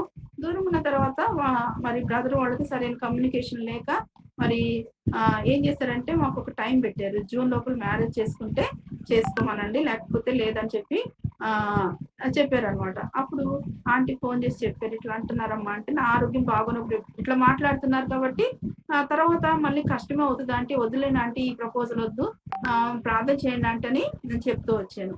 అట్లా ఆ ప్రపోజల్ పక్కకి వెళ్ళిపోయింది. వెళ్ళిపోయిన తర్వాత కొన్ని రోజులకి అనుకోని రీతిగా దేవుడు మరలా తిరిగి అదే అంకుల్ వాళ్ళ కుమారుడిని దేవుడు అనుమతిస్తూ వచ్చాడనమాట.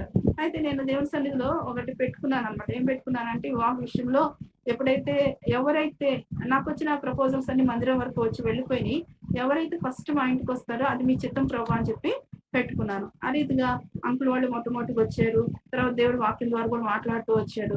తర్వాత మరి మాట్లాడిన తర్వాత నేను అంకుల్కి వెళ్ళి చూపించాను అనమాట. అంకుల్ మరి దేవుడు ఇలా మాట్లాడుతున్నాడంటే అంకుల్ ఏమన్నారంటే, అమ్మా మరి లూక్ నీకన్నా నీ అంత ఆత్మీయుడు కాదు, చాలా కోపిష్టి, నువ్వైతే తను అస్సలు తట్టుకోలేవమ్మా అని చెప్పి చెప్పారనమాట. చెప్పినప్పుడు నేను భయపడి మరి ఏం చేయాలి అంకుల్ ఇప్పుడు నేను అంటే, నువ్వు బాగా ప్రార్థన చేసుకోమ్మా, ఈ విషయంలో నేనైతే ఉత్తరవాదిని కాదు, నేను ముందే చెప్తున్నానని చెప్పి అంకుల్ చెప్పేశారు. ఇంకా అప్పటి నుండి ఒక భయం పట్టుకుంది నాకు.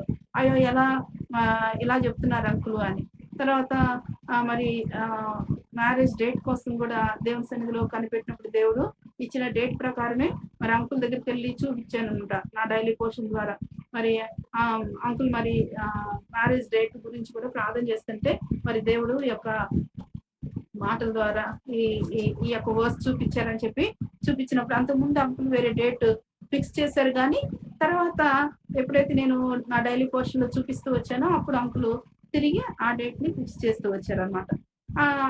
అప్పుడు వివాహ విషయంలో కొంత ఇబ్బంది ఎదుర్కొన్నాను. ఆ విషయాలని చెప్పాలంటే చాలా టైం పడుతుంది. అయితే దేవుడి తన చిత్తంలో నా యొక్క వివాహము మరి బీసీ జన్ గారు 3వ కుమారుడితో అవుతూ వచ్చింది అన్నమాట. కావల్లోనే మ్యారేజ్ జరుగుతూ వచ్చింది. మరి తమ్ముడు కూడా మరి అప్పటి వరకు తను ఏదైతే సేవింగ్స్ చేసుకుంటూ వచ్చాడో ఆ మనీతో దేవుడు చాలా అద్భుతంగా నా వివాహాన్ని జరిపిస్తూ వచ్చాడు అనమాట. అప్పటి వరకు ఆ మందిరంలో ఎవరు కూడా అంత ఘనంగా వివాహం జరగలేదు. దేవుడు ఒకవేళ మా నాన్నగారు ఉన్నా కూడా అంత ఘనంగా వివాహం జరిగి ఉండేదని నేను అనుకోవడం లేదు. ఎందుకంటే నాన్న ఎంతో కష్టపడి మమ్మల్ని పెంచుతూ వచ్చాడు కాబట్టి అంత ఖర్చు తను పెట్టలేడు. కానీ నాన్నగారు లేకపోయినప్పటికీ దేవుడు ఎక్కడ కూడా లోటు లేకుండా నా వివాహాన్ని చాలా ఘనంగా జరిపిస్తూ వచ్చాడు. ఈవినింగ్ టైంలో నా మ్యారేజ్ జరిగింది. ప్రతిదీ ఈ దినాల్లో వివాహాల్లో ఏ రీతిగా అయితే ప్రతి ఐటమ్ ఉంటుందో ఆ దినాల్లోనే ఆ రీతిగా మరి దేవుడి వివాహం ఎంతో చక్కగా ఘనంగా జరిగిస్తూ వచ్చాడనమాట. ఆ తర్వాత సాగుకుని కుమారుడు కాబట్టి 26 బ్రాంచెస్ ఉండే అప్పట్లో కావలికి. మరి ఆ బ్రాంచెస్ నుండి చాలా మంది వచ్చారు. వివాహం చాలా ఘనంగా జరిపించబడుతూ వచ్చింది. ఆ తర్వాత నా వివాహమైన మరి అంకుల్ చెప్పిన రీతిగానే అంకుల్ ఏం చెప్పారంటే, అన్నారు కదా శ్రమ నువ్వు తట్టుకోలేవు అన్నారు కదా, ఆ రీతిగానే నా వివాహం నైట్ మ్యారేజ్ అయింది. ఇంటికి వచ్చిన 1 అవర్ నుండే ఏంటి అనేది నేను ఎక్స్పీరియన్స్ చేస్తూ వచ్చాను అనమాట. చాలా భయపడేదాన్ని బ్రదర్కి. ఎందుకంటే ఊరికే కోప్పడేవాళ్ళు. ఎందుకు కోప్పడేవాళ్ళో తెలీదు. చాలా కష్టపడ్డాను అనమాట. నేను అంతకాలము నా తల్లిదండ్రుల దగ్గర ఎంత సున్నితంగా పెరుగుతూ వచ్చానో నేను కంప్లీట్ గా మరి వ్యతిరేకమైన స్థితిని నేను చూస్తూ వచ్చాను అనమాట. తర్వాత 1 వీక్ తనకి లీవ్ దొరికింది. తను అప్పుడు హైదరాబాద్ లో జాబ్ చేస్తున్నారు. 1 వీక్ మాత్రమే తనకి లీవ్ దొరికింది అనమాట. 1 వీక్ తర్వాత హైదరాబాద్ వచ్చేసాము. వచ్చేసిన తర్వాత మరి మొదటి నుండి కూడా మరి మందిరానికి రెగ్యులర్ గా వెళ్ళడం అలవాటు కాబట్టి నా మ్యారేజ్ అయిన తర్వాత కూడా ప్రతి మీటింగ్ అటెండ్ అయ్యేవాళ్ళం అనమాట. ప్రతిరోజు కుటుంబ ప్రార్థన పెట్టుకునేవాళ్ళం. ఖచ్చితంగా ఉదయం పెట్టుకునేవాళ్ళం, సాయంకాలం పెట్టుకునేవాళ్ళం. అయితే నా ప్రార్థన కూడా ఎగతాళి చేసేవాళ్ళం అన్న. ఏంది ప్రార్థన చేయటం, ఇలా ప్రార్థన చేస్తారా, అలా ప్రార్థన చేస్తారని నా ప్రార్థన కూడా ఎగతాళి చేసేవాడు అనమాట. చాలా బాధపడేదాన్ని. ఏంటి ప్రభా ప్రార్థన కూడా ఎగతాళి చేస్తున్నారు అని చెప్పి చాలా బాధపడేదాన్ని. తర్వాత ఊరికే కోప్పడేవాడు కాబట్టి అన్న ఎంత తొందరగా ఆఫీస్కి వెళ్తే అంత మంచిదని చెప్పి త్వరగా తన ఆఫీస్కి వెళ్ళటానికి అన్ని ప్రిపేర్ చేసేసేదాన్ని అనమాట. ప్రిపేర్ చేసేసి తను వెళ్ళటం ఆలస్యము మరి మెయిన్ డోర్ వేసేసుకొని బెడ్రూమ్ డోర్ వేసేసుకొని చాలా ఏడ్చి ప్రార్థన చేసేదాన్ని. ఎందుకంటే నేను ఎవరికి చెప్పుకోవడానికి అవకాశము లేదు. ఒక సేవకుని కుమారుడితో నా పెళ్లి అయిందని నా కుటుంబం ఎంతో సంతోషంగా ఉన్నారనమాట. అంటే అంతకుముందు ఎన్ని ప్రపోజల్స్ వచ్చినా వద్దు అన్నదాన్ని. మరి అన్నిటికన్నా చిన్న జాబ్ బ్రదర్‌ది. అయినా కూడా మొదటి నుండి కూడా సేవకులు ప్రేమించే కుటుంబం కాబట్టి అందులో బీసీ జాన్ గారి కుమారుడంటే మరి అంకులు సేవకుని కుమారుడుగా ఆ యొక్క ఆశీర్వాదం ఉండిద్ది అని చెప్పి బంధుమిత్రులు ఎవరు కూడా వద్దన్నా కూడా మరి మా ఇంట్లో వాళ్ళు ముందుకొచ్చారు. దేవుడు కూడా ఆ రీతిగా మాట్లాడుతూ వచ్చారు కాబట్టి దేవుడు మాట్లాడుతున్నాడని చెప్పి ఆ వివాహం జరిపిస్తూ వచ్చారనమాట. వాళ్ళు ఆ సంతోషంలో ఉన్నారు కాబట్టి నేను వాళ్ళకేం చెప్పుకోలేను. ప్రతి దినం కూడా బ్రదర్ ఆఫీస్‌కెళ్ళిపోవాలి. నేను చాలా ఏడ్చి ప్రార్థన చేసుకోవాలి. గంటలు గంటలు అట్లా ఏడ్చి ప్రార్థన చేసి సోలిపోయి అట్లే పడిపోయేదాన్ని. నిద్రలో జారుకునేదాన్ని. మరలా ఈవినింగ్ ఎప్పుడుకో మెలుకువ వచ్చేది. 3కో, 4కో, 5కో మళ్ళీ లేచి మళ్ళీ ఫ్రెష్ అప్ అవ్వాలి. ఇంటికొచ్చేటప్పటికి ఇల్లు ఎట్లుండాలంటే అద్దంలాగా ఉండాలన్నమాట. ఎక్కడ కూడా చిన్న మురికనేది ఒక పేపర్ కూడా కనిపించకూడదనమాట. అలా ఇల్లు నీట్‌గా ఉండాలి తనొచ్చేటప్పటికి. మళ్ళీ లేచి అన్నీ రెడీ చేసుకొని ఒకవేళ తినేదాన్ని, లేకపోతే ఈవినింగ్ మళ్ళీ బ్రదర్ వచ్చే వరకు వెయిట్ చేసి బ్రదర్‌తో కలిసి భోంచేసేదాన్ననమాట. అప్పుడు కూడా అనేవాళ్ళు. ఏమనేవాళ్ళంటే, "నీకు ఆకలైతే నువ్వు తినాలి. నాకు ఆకలైతే నేను తింటాను" అనేవాళ్ళనమాట.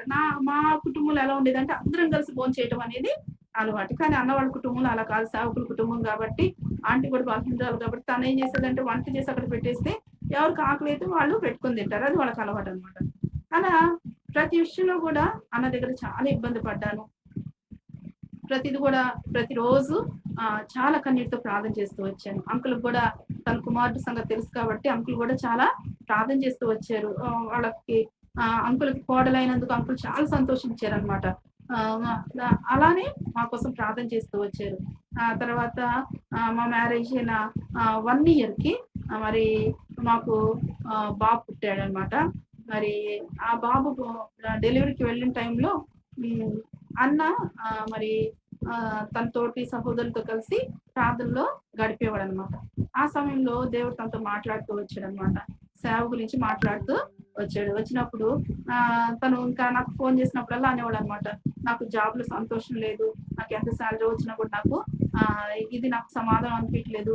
సేవకు వెళ్ళాలి. దేవుడు సేవకు పిలుస్తున్నాడు అన్నప్పుడు నేను చాలా భయపడ్డాననమాట. ఇదేంటి ఈయన ప్రార్థన చేస్తేనే తిడతాడు. తను బ్యాచిలర్‌గా ఉన్నప్పుడు ఎవరైనా కాటేజ్ మీటింగ్స్‌కెళ్ళినా కూడా తినటానికి వెళ్తున్నారని ఎగతాళి చేసేవాడంట. అటువంటి ఆయన సేవ అంటే నేను చాలా భయపడ్డాను. నాకు అంత అనుభవం లేదు. ఆయనకి అనుభవం లేదు. మేమేం సేవ చేస్తామని చెప్పి చాలా దిగులు పడేదాన్ననమాట. నా డెలివరీ అయ్యి వచ్చిన తర్వాత కూడా ఇంకా అదే మాట చెప్తూ వచ్చారు. సేవకెళ్ళాలి.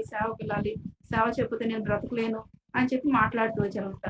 ఖచ్చితంగా నేను సంవత్సరం కూడా ప్రార్థన చేయలేదు గానీ, దేవుడు నా కన్నీటిని చూసి, దైవజనుడి ప్రార్థన చూసి మరి చాలా గొప్ప మార్పు అన్నలో తీసుకొచ్చాడనమాట. ఎంత మరి కఠినంగా ఉండేవాడో, ఎంత బాధ పెట్టేవాడో అటువంటి మనిషిని దేవుడు కంప్లీట్‌గా మార్చేస్తూ వచ్చాడు. మ్యారేజ్ కొత్తలో మరి నేను షేర్ చేసుకుంటూ వచ్చాననమాట. నాకు దేవుని సేవ అంటే చాలా ఇష్టము. జాబ్ చేస్తున్నప్పటికి కూడా దేవుని సేవ చేయాలి. ఏదో ఒక రోజు ఆ జాబ్ కూడా మానేసి కంప్లీట్‌గా దేవుని సేవకెళ్ళాలి అంటే అన్నారు, "నీ జీవితంలో సేవ అనే మాట నువ్వు అనొద్దు. బతకాలి అనుకుంటే పల్లీలు అమ్ముకునైనా బతకొచ్చు మనము. కాబట్టి నువ్వు సేవ అనే మాట అనొద్దు" అని చెప్పి చాలా కఠినంగా చెప్పారనమాట. అప్పుడు కూడా చాలా ఏడ్చి ప్రార్థన చేసి, "ఏంది ప్రభువా మీ సేవ చేయాలంటే పల్లీలు అమ్ముకునైనా బ్రతకాలి గానీ సేవ అయితే చేయొద్దు అంటున్నారని" చెప్పి చాలా బాధపడుతూ వచ్చాను. అన్న ఆ మాట అంటానికి కూడా కారణం ఏంటంటే, వాళ్ళ 6 పిల్లలు వాళ్ళకొచ్చే రూపాయి చందాతో మరి వాళ్ళు ఆఫరింగ్ రూ. 1 6 మెంబర్స్. ఒక్క పూట గంజి పోసేవాడంట ఆంటీ వాళ్ళు. అట్లా కఠినమైన పరిస్థితుల్లో ఎంతో ఆర్థికపరమైన ఇబ్బందులు పెరుగుతూ వచ్చారు. తర్వాత మనకు తెలిసిందే కదా! సంఘంలో కొన్ని సమస్యలుంటాయి. అంకుల్ ఏమో దీనుడుగా ఉండేవాడు. ఏది కూడా ఎదురు చెప్పేవాడు కాదనమాట. దాన్ని బట్టి పిల్లలందరూ కూడా సేవ అంటే ఒకలాంటి మరి విరక్తి వచ్చేసిందనమాట. దేవుని సేవ అంటే వాళ్ళకిష్టమో లేదు. అన్నను కదిలిస్తే ఈ విషయాలన్నీ చాలా వివరంగా చెప్తాడనమాట. అంటే వాళ్ళ లైఫ్‌లో ఒక బీరువా కూడా అంకుల్ కొనలేదంట. వాళ్ళెప్పుడైనా ట్రాన్స్‌ఫర్ అయినప్పుడు మరి సేవకులు ట్రాన్స్‌ఫర్ అయ్యి వస్తుంటే డీసీఎం మాట్లాడుకొనొస్తే సామానంతా దించుకునేవాళ్ళంట. కానీ వీళ్ళు ట్రాన్స్‌ఫర్ అయ్యి ఎళ్తే వీళ్ళందరికి ఒక్కొక్కళ్ళకి ఒక్కొక్క ట్రంక్ పెట్టుండేదంట. ఆ పెట్టి తీసుకొని దిగాలంటే అన్నకి చాలా సిగ్గనిపిచ్చేదంట. వాళ్ళ నాన్న అడిగారంట. మాకొక బీరువా కొనొచ్చు కదా! ఈ ట్రంక్ పెట్టెలేసుకొని దిగుతుంటే మాకు చాలా అవమానంగా ఉంది అంటే, "నా జీవిత కాలంలో మీకొక బీరువా కూడా నేను కొనీయలేను నాయనా" అని చెప్పారంట అంకుల్. అట్లా అటువంటి కఠినమైన పరిస్థితులు ఎదుర్కొన్నారు కాబట్టి సేవ అంటే అన్న వాళ్ళకి అస్సలు ఇష్టం లేదు. నేను సేవ అన్నప్పుడు అదే మాట అంటూ వచ్చిన ఆ వ్యక్తే మా మ్యారేజ్ అయిన 1 ఇయర్ కల్లా దేవుడు కంప్లీట్‌గా మార్చేసాడు. ఎలా మార్చేసాడు అంటే, ఎలా తనని దర్శిస్తూ వచ్చాడంటే, సేవ చేయకపోతే నేను బతకలేను అనే స్థితికి దేవుడు తీసుకొస్తూ వచ్చాడు. తర్వాత ప్రార్థన చేస్తూ వచ్చాము. ప్రతిదినము ఉదయాన్నే 4 గంటలకు లేచి ఇట్లా మోకరించి ప్రార్థన చేసుకునే ఆ సమయంలో ఒకరోజు నేను మోకరించాను గానీ, ప్రార్థన చేయలేదు గానీ, ఆలోచిస్తూ ఉన్నాననమాట. ఈయనేంటి సేవ సేవ అంటున్నాడు. ఇంత చిన్న బిడ్డ పట్టుకొని ఎక్కడికెళ్ళాలి? ట్రైనింగ్‌కేస్తారు. మరి చిన్న బాబుని పెట్టుకొని సేవకెళ్తే మేము ఎలా దాన్ని మేనేజ్ చేసుకోగలుగుతాము? ఈయనకి అసలుకి సరైన అనుభవమే లేదు గదా! నాకు గూడా అంతంత మాత్రం అనుభవమే కదా! నేనెక్కడ సేవ చేస్తానని చెప్పి ఆలోచిస్తూ ఉన్నప్పుడు దేవుడు ఒకసారి ఈ విషయాలన్నీ గుర్తు చేశాడనమాట. అసలు సేవకు సమర్పించుకుందెవరు? తిరుపతిలో మరి చెయ్యెత్తిందెవరు? మరి యూత్ క్యాంప్‌లో మరి ఫార్మ్ ఫిల్ చేసిందెవరు? ఇవన్నీ కూడా దేవుడు జ్ఞాపకం చేస్తూ వచ్చినప్పుడు దేవుని సన్నిధిలో కన్నీటితో నేను ఒప్పుకున్నాను. ఎందుకంటే నేను యూనివర్సిటీ నుండి వచ్చిన తర్వాత నా స్టడీస్ 2 ఇయర్స్ అయిపోయే లోపలే నాన్నగారు మహిళలోకి పిలువబడ్డము. ఇంట్లో పరిస్థితులు బట్టి నేను ఈ విషయాలన్నీ మర్చిపోయాను. దేవుడు తిరిగి అన్నీ గుర్తు చేశాడు. గుర్తు చేసినప్పుడు దేవుని దగ్గర క్షమాపణ అడిగి నేను 3 పెట్టుకున్నాను షరతులు దేవుని దగ్గర. ఈ 3 గాని మీరు క్లియర్ చేస్తే ప్రభా మరి మీరు నన్ను సేవకు పిలుస్తున్నారు అనేది నేను అర్థం చేసుకుంటాను. అప్పుడు మీరు ఎక్కడికేసినా కూడా నేను వెళ్తాను అని చెప్పి మరి దేవుని సన్నిధిలో మొరపెడుతూ వచ్చినప్పుడు నేను ఏవైతే పెట్టుకున్నా ఆ 3 జరగని వాటిని కూడా దేవుడు జరిగేలాగా చేస్తూ వచ్చాడు. అంతటితో కన్ఫర్మ్ అయింది. ఈ లోపల అన్న నాకు చెప్పకుండానే హెబ్రోన్‌లో లెటర్ ఇచ్చేసి వచ్చారు. లెటర్ ఇచ్చి వచ్చిన 1 మంత్‌కి మమ్మల్ని పిలిచారనమాట. పిలిచి మమ్మల్ని మరి పరిచర్యకి ఇస్తూ వచ్చారు. అయితే కొన్ని కండిషన్స్ పెట్టుకున్నాము. అన్న విడిగా పెట్టుకున్నాడు. నేను విడిగా పెట్టుకున్నాము. ఇద్దరి కండిషన్స్ దేవుడు ఫుల్‌ఫిల్ చేస్తూ వచ్చాడు. తర్వాత మమ్మల్ని ఎక్కడ ట్రైనింగ్‌కి ఎయలేదు గానీ, మరి ఆల్రెడీ సేవకుడు కొడుకు కాబట్టి సేవ అనుభవంలో ఉన్నారు. తర్వాత నేను సేవకుల దగ్గరే పరిచర్యలో ఉన్నాను కాబట్టి, మరి అంతకుముందు నేను మరి వీబీఎస్ పరిచర్యలో బాగా పాల్పొందేదాన్ని. యవనస్తుల మధ్య వాడబడుతూ వచ్చేదనమాట. దాన్ని బట్టి అంకుల్ వాళ్ళు ప్రార్థన చేసి డైరెక్ట్ ఒక సంఘానికి మమ్మల్ని వేస్తూ వచ్చారు. ఫస్ట్ మా సంఘం ఎక్కడంటే మమ్మల్ని వేసిన సంఘము కాజీపేట బ్రాంచ్ అనమాట. చాగల్ అనే ప్రాంతానికి మమ్మల్ని వేశారనమాట. అక్కడికి వెళ్ళిన తర్వాత అన్నకి పాములంటే చాలా భయము. మమ్మల్ని అక్కడికేస్తే అక్కడికి వెళ్తే మా ఊరి చివరి మందిరం అనమాట. మా బాబుకి ఫస్ట్ బర్త్‌డే అయింది. ఫస్ట్ బర్త్‌డే అయిన 1 మంత్‌కి మేము సేవకు వెళ్ళిపోయాము సంపూర్ణంగా. ఊరి చివర ఎటు చూసినా పాములే ఉంటాయన్నమాట. ఏది కదిలించినా కూడా పామే కనిపిస్తదనమాట. అటువంటి ప్రాంతంలో దేవుడు మమ్మల్ని అనుమతిస్తూ వచ్చాడు. అక్కడికెళ్ళినప్పుడు అక్కడున్న వాతావరణ పరిస్థితులు బాబుకి సరిపడక తరచూ సిక్ అయ్యేవాడనమాట. ఇంక అప్పుడు అన్న విభజించాడనమాట. పరిచర్య అంతా నేను చూసుకుంటాను. కుటుంబం బాధ్యత నువ్వు చూసుకోవాలి ఇవి. నేనైతే పదే పదే మరి హాస్పిటల్ చూపించాలంటే అక్కడ ఏముండేవి కాదు. హైదరాబాద్ రావాల్సిందే తిరిగి.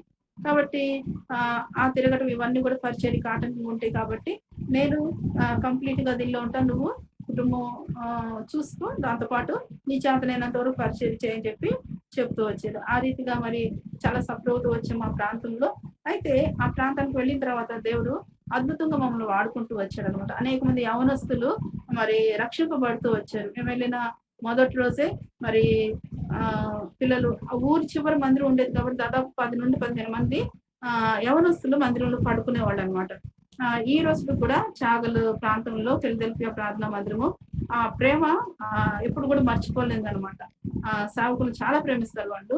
చాలా బాగా చూసుకుంటారు. చాలా సపోర్ట్ చేస్తారనమాట. ఆ పిల్లలు స్కూల్, కాలేజ్ అయిపోయిన తర్వాత ఇంటికి వెళ్ళి ఫ్రెష్ అప్ అయ్యి ఏదో ఒకటి తినేసి వెళ్తున్నప్పుడే మందిరానికి వచ్చేసేవాళ్ళనమాట. నేను ఆ రోజు ఫస్ట్ డే అన్న కొంత అలసటగా ఉండి కుటుంబ ప్రార్థన నన్ను తీసుకోమన్నప్పుడు నేను కుటుంబ ప్రార్థన తీసుకుంటే ఒక్క దినమే 9 మంది బిడ్డలు మారుమనసు పొందారనమాట. ఆ రోజే అర్థమైంది దేవుడు తన చిత్తంలోని మమ్మల్ని ఇక్కడికి నడిపించాడు అనేది కన్ఫర్మ్ చేసుకుంటూ వచ్చాము. ఆ తర్వాత దేవుడు అద్భుతంగా అక్కడ పరిచర్యలో బలపరిచి వాడుకుంటూ వచ్చాడు. 2 సంవత్సరాలు అక్కడ మేము పరిచర్య చేస్తూ వచ్చాము. ఆ తర్వాత అక్కడ నుండి పక్కన స్టేషన్ గన్పూర్ అని ఉంది. అక్కడికి ట్రాన్స్‌ఫర్ చేయించుకున్నాం మేము. ఎందుకంటే మా మాకు ఇద్దరు పిల్లలు అనమాట. బాబు పేరు పీటర్, పాప పేరేమో రోడా అనమాట. అయితే బాబు అప్పుడు పాప పుట్టలేదు. బాబు ఒక్కడే ఉన్నాడు కదా! ఆ బాబు చాలా సిక్ అయ్యేవాడనమాట. అక్కడ చుట్టూ పొలాలు అది తనకు పడలేదనమాట. అక్కడ నుండి స్టేషన్ గన్పూర్‌కి ట్రాన్స్‌ఫర్ అయ్యాము. అక్కడ 2 సంవత్సరాలు అక్కడ కూడా పరిచర్య చేస్తూ వచ్చాము. అక్కడ నుండి దేవుడు ఆయా ప్రాంతాల్లో పరిచర్య మమ్మల్ని బలపరిచి పరిచర్య జరిపిస్తూ వచ్చారనమాట. ఆ తర్వాత మేము ఎయిర్ ఫోర్స్ అకాడమీలో ఉన్నప్పుడు ఆహ్, అక్కడున్న పరిస్థితిని బట్టి అన్న ఒక 6 నెలలు చాలా ప్రార్థన చేస్తూ వచ్చాడు. రూమ్‌లో నుంచి బయటికి రాకుండా, "ఏంటి ప్రభా!" అన్నకేమో ఎప్పుడు ఈ రోజు కూడా అన్న ఆశ ఏంటంటే పరిచర్యలో ఎప్పుడు బిజీగా ఉండాలి. అస్సలు ఒక క్షణం కూడా ఖాళీగా ఉండకూడదు. ఆయనకెప్పుడు పరిచర్య ఉండాలన్నమాట. అయితే మరి అక్కడికెళ్ళినప్పుడు మరి ఆహ్, ఆత్మ నడిపింపు కన్నా కూడా మరి అక్కడ పెద్దలు చెప్పినట్టు నడవాలన్నమాట. ఎందుకు ప్రభా! మరి యవ్వన కాలంలో మరి మీ సేవకొచ్చి మేము మీ మాట వినాలా? లేకపోతే మనుషుల మాట వినాలా? ఇక్కడ నెమ్మది లేకుండా అయిపోయింది అని చెప్పి అన్న ఒక 6 నెలలు ప్రార్థన చేస్తూ వచ్చాడన్నమాట. అన్న ఆశ ఏంటంటే ఎక్కడైతే హెబ్రోను బ్రాంచ్ లేదో, సహవాసం లేదో ఆ ప్రాంతంలో కొత్తగా మరి ఆత్మను సంపాదించాలని తను చాలా ఆశపడుతూ వచ్చేవాడనమాట. దాని గురించి 6 నెలలు ప్రార్థన చేసినప్పుడు మా దేవుడు పదే పదే మా ముందుకు తీసుకొచ్చిన ప్రాంతము గండిమైసమ్మ ప్రాంతం. గండిమైసమ్మ ప్రాంతంలో మరి పదే పదే ఇదెందుకు మా ముందుకు దేవుడు తీసుకొస్తున్నాడు. మనుషులు అనుకోకుండా సందర్భం లేకుండా ఆ ప్రాంతం గురించి మాట్లాడేవాళ్ళనమాట. అక్కడ మరి ఆర్ఎస్ఎస్ ఏరియా మరి అక్కడ మనోళ్ళు ఎవరు లేరు. అక్కడ సంఘం ఏర్పడితే బావుండిద్దని చెప్పి ఎవరొచ్చినా కూడా అదే మాట అనేవాళ్ళనమాట. ఇంకా ఆ తర్వాత సరే ఒకవేళ గండిమైసంలో ఆరంభించడము దేవుని చిత్తం అయితే మరి కొన్ని కండిషన్స్ అన్నా మళ్ళా 3 కండిషన్స్ పెట్టుకున్నారనమాట. మరి వాస్తవంగా అయితే మేము సేవకొచ్చేటప్పుడే మా అమ్మని, తమ్ముళ్ళని అడుగుతూ వచ్చారనమాట అన్న. అన్న పెట్టిన కండిషన్స్‌లో అదొకటనమాట. అంటే తను సేవకుడని నన్ను ఇచ్చి మ్యారేజ్ చేయలేదు గదా! తను ఒక జాబ్ హోల్డర్‌ని మ్యారేజ్ చేశారు కాబట్టి సేవకి మరి వాళ్ళు ఒప్పుకుంటేనే అన్నట్లు ఒక కండిషన్ కూడా పెట్టుకున్నారు. అప్పుడు కూడా మా ఇంట్లో మా ఫ్యామిలీ చాలా హ్యాపీగా ఫీల్ అయ్యారనమాట. దేవుని పరిచర్య చేయడం కన్నా అంతకన్నా గొప్ప ఆధిక్యత ఏముందని చెప్పి ముందుకొచ్చారు. సపోర్ట్ చేశారనమాట. తర్వాత మేము ఎప్పుడైతే గండిమైసంకి రావాలనుకున్నామో అప్పుడు కూడా మరి ఒక కండిషన్ పెట్టుకున్నాం. ఏమని పెట్టుకున్నామంటే ఇప్పుడు ఇలా మరి వెళ్ళి నూతనంగా ఆరంభిస్తే మరి అప్పుడు మా పోషణ గాని ఇదంతా చాలా కష్టమైపోతది. మరి దాన్ని మరి వీళ్ళు అంగీకరిస్తారా? అంగీకరించరా? వాళ్ళ దగ్గర నుండి కూడా సమాధానం వస్తేనే అది మీరు మాకు చూపిస్తున్నట్టని పెట్టుకున్న కండిషన్‌లో అది కూడా ఒక కండిషన్ అనమాట.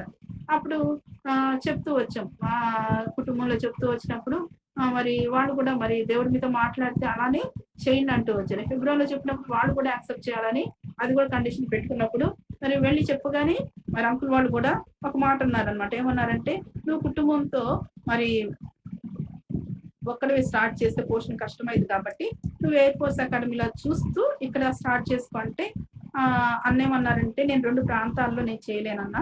ఏదైనా ఒక్కదానికి నేను న్యాయంగా చేయగలను కాబట్టి దేవుడే నన్ను పిలుస్తున్నాడు కాబట్టి దేవుడే నన్ను పోషిస్తాడు. కాబట్టి నేను గండిమైసంలో మరి ఆరంభిస్తానన్నప్పుడు వాగ్దానం ఇచ్చి ప్రార్థన చేసి పంపించారనమాట. ఆ రీతిగా ఫిబ్రవరి నుండి పంపించబడి గండిమైసంలో ఒక రెంటెడ్ హౌస్‌లో పరిచర్య బేర్షెబా ప్రార్థనా మందిరం ద్వారా పరిచర్య జరిగిస్తూ వచ్చామనమాట. జరిగిస్తూ దేవుడు ఎంతగానో అక్కడ ఆ ప్రాంతంలో ఎన్నో కఠినమైన పరిస్థితులన్నీ ఎదుర్కొంటూ వచ్చాము. ఆర్ఎస్ఎస్ వాళ్ళు వచ్చి మమ్మల్ని కొద్దిగా బెదిరించి ఇబ్బంది పెడుతూ వచ్చారు. అయినప్పటికి కూడా దేవుడు ఎంతో కనికరం చూపించాడు. ఎంత కఠినమైన ప్రాంతం అంటే క్రిస్మస్ సీజన్‌కి ఇప్పుడు కొంత మార్పు వచ్చింది కానీ 2014లో మేము అక్కడ ఆరంభించినప్పుడు మరి చాలా కఠినమైన పరిస్థితులు ఉన్నాయన్నమాట. క్రిస్మస్ సమయంలో కూడా బయటకొచ్చి హ్యాపీ క్రిస్మస్ అంటానికి కూడా లేదనమాట. అంత కఠినమైన పరిస్థితుల్లో 4 సంవత్సరాలు దేవుడు అక్కడ బలపరిచి నిలబెట్టుకున్నాడు. పరిచర్య జరిగిస్తూ వచ్చాము. కానీ ఏమైందంటే ఎవరైతే రెంట్‌కి ఇచ్చారో వాళ్ళు రోమన్ కాథలిక్ ఫ్యామిలీ. అయినప్పటికి కూడా వాళ్ళు దేవుని సేవ అంటే ఇష్టపడేవాళ్ళు కాబట్టి అక్కడ మాకు దేవుడు వాళ్ళ ద్వారా స్థలాన్ని అనుగ్రహిస్తూ వచ్చాడు. తర్వాత 4 సంవత్సరాల తర్వాత వాళ్ళు ఆ ఇంటిని వేరే వాళ్ళకి అమ్మేస్తున్నారు. మళ్ళా అది పడగొట్టి వేరేది కట్టుకుంటారు అని చెప్పి వాళ్ళు ఏమన్నారంటే ఖాళీ చేయమన్నారు. ఖాళీ చేయమన్నారు. ఖాళీ చేయమన్నప్పుడు మేము అక్కడే వేరే ప్రాంతంలో దేవుడు స్థలం అనుగ్రహిస్తూ వచ్చాడు. అక్కడ మరి మందిరం కట్టినప్పుడు కూలగొడుతూ వచ్చారన్నమాట ఆర్ఎస్ఎస్ వాళ్ళొచ్చి. ఆ తర్వాత గాగ్లాపూర్ ప్రాంతంలో మరి ఒక బ్రాంచ్ కోసం ఎప్పటికైనా ఉపయోగపడుతుంది అన్నట్లు మరి దేవుని ఇంటి కోసం ఒక స్థలం తీసుకొని ఉన్నాం అనమాట. ఇవన్నీ కూడా ఎలా జరుగుతూ వచ్చినాయి అంటే, మరి మేము నలుగురం అని చెప్పాం కదా. నేను పెద్దదాన్ని, నాకు ముగ్గురు తమ్ముళ్ళు. తమ్ముడు ఆ కన్సల్టెన్సీ జాబ్ లోనే కంటిన్యూ అయిపోయాడు. ఏదైతే తను వర్క్ నేర్చుకొని చేశాడో అదే కన్సల్టెన్సీ వర్క్ తను చేసుకుంటూ ఏం చేసేవాడంటే, వాళ్ళకి రూ. 1 వస్తే ఆ రూ. 1లో 4 పావులాలు ఉంటాయి కదా, ఒక భాగం నాకు, 4 భాగాల్లో ఒక భాగం నాకు అన్నట్లు వాళ్ళు మొదటి డిసైడ్ చేసుకున్నారనమాట. ఆ రీతిగా నాకు ఇవ్వాల్సిన డబ్బులు నాకు ఇచ్చినప్పుడు మేము మందిరం కోసం ఆ రీతిగా స్థలాలు తీసుకోవడం జరుగుతూ వచ్చిందనమాట. ఆ తర్వాత గండిమేసంలో మేము 4 సంవత్సరాలు అక్కడ దేవుడు మమ్మల్ని నిలబెట్టుకున్నప్పుడు కూడా మరి ఆ కుటుంబాన్ని దేవుడు నిలబెట్టి మాకు సహాయపడటానికి కృప చూపిస్తూ వచ్చాడనమాట. ఆ రీతిగా ఆ కుటుంబాన్ని దేవుడు బలపరిచి పరిచర్యలో మాకు సహకారులుగా నిలబెడుతూ వచ్చాడు. ఆ రీతిగా ఆ స్థలాలు తీసుకొని ఉన్నాం కాబట్టి ఆల్రెడీ గండిమేసం నుండి గాయలోపురి ప్రాంతానికి వచ్చి మందిరం అక్కడ కట్టించడం జరిగిందనమాట. దేవుడు ఒక కళలాగా అక్కడ అద్భుత రీతిగా మందిర నిర్మాణం జరిగిస్తూ వచ్చాడు. ఆ తర్వాత రెండోసారి కూడా మళ్ళీ గండిమేసంలో మందిరం కట్టాం. రెండోసారి కూడా కొలగొడుతూ వచ్చారనమాట. 2018 సంవత్సరంలో మేము గాయలోపురి ప్రాంతంలో పరిచర్య ఆరంభిస్తూ వచ్చాము. మరి అప్పటి నుండి కూడా మరి హెబ్రోన్ నుండి మరి పరిచర్య కోసం పంపిస్తూ వచ్చేవాళ్ళు. దేవుడు మరి తన దాసుని బలపరుచుకుని ఎంతగానో పరిచర్య జరిగిస్తూ వచ్చారనమాట. కోవిడ్ టైంలో మరి అనేక మంది ఆంధ్ర ప్రాంతం వాళ్ళు ఇక్కడ జాబ్ చేసుకుంటూ ఉండేవాళ్ళు. వాళ్ళు వెళ్ళిపోతూ వచ్చారు. మందిరం అంతా ఖాళీ అయిపోయింది. అప్పుడు చాలా బాధ అయిందనమాట. తర్వాత దేవుడు మరలా నూతనమైన ఆత్మను అనుగ్రహిస్తూ వచ్చాడు. ఈ యొక్క జూమ్ మీటింగ్ తర్వాత ఈ ఆన్లైన్ ప్రేయర్స్ అనేవి ఆ కోవిడ్ టైంలోనే స్టార్ట్ అయినాయి కదా. అది ఎంతో నష్టము, ఎంతో కీడు సమయం అయినప్పటికీ అప్పటి నుండి ప్రార్థనలు అనేవి అధికమైనవి. దాన్ని బట్టి నేను చాలా సంతోషిస్తాను అనమాట. ఎందుకంటే మరి సంఘం ద్వారా కూడా మాకు కూడా ప్రతి దినం కూడా ఆఫ్టర్నూన్ 3 hours ప్రతి దినం కూడా ప్రార్థన చేస్తూ వచ్చేవాళ్ళం అనమాట. ఆ రీతిగా దేవుడు మమ్మల్ని మరి గాగిలోపురి ప్రాంతంలో నిలబెట్టుకొని పరిచర్య జరిగిస్తూ వచ్చాడు. ఈ రీతిగా అన్ని తర్వాత మరి బోరుబండకి మరి ట్రాన్స్ఫర్ చేస్తూ వచ్చాడు అనమాట. ప్రస్తుతం బోరుబండలో పరిచర్య చేస్తూ వస్తున్నాము. మరి బాబు ఇంటర్మీడియట్ ఫస్ట్ ఇయర్ చదువుతున్నాడు.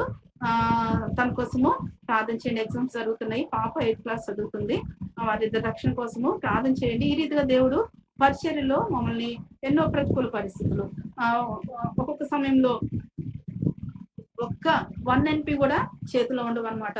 ఎన్నో కఠినమైన పరిస్థితుల్లో మరి దేవుని మీద ఆధారపడుతూ వచ్చినప్పుడు దేవుడు అద్భుతంగా మమ్మల్ని పోషిస్తూ వచ్చాడు. పిల్లల స్టడీస్ విషయంలో కూడా మరి మా ఒక్క ఫ్యామిలీతోనే అక్కడ సంఘం ఆరంభమైంది కాబట్టి ఎంతో కఠినమైన పరిస్థితులు ఉండేవి అనమాట.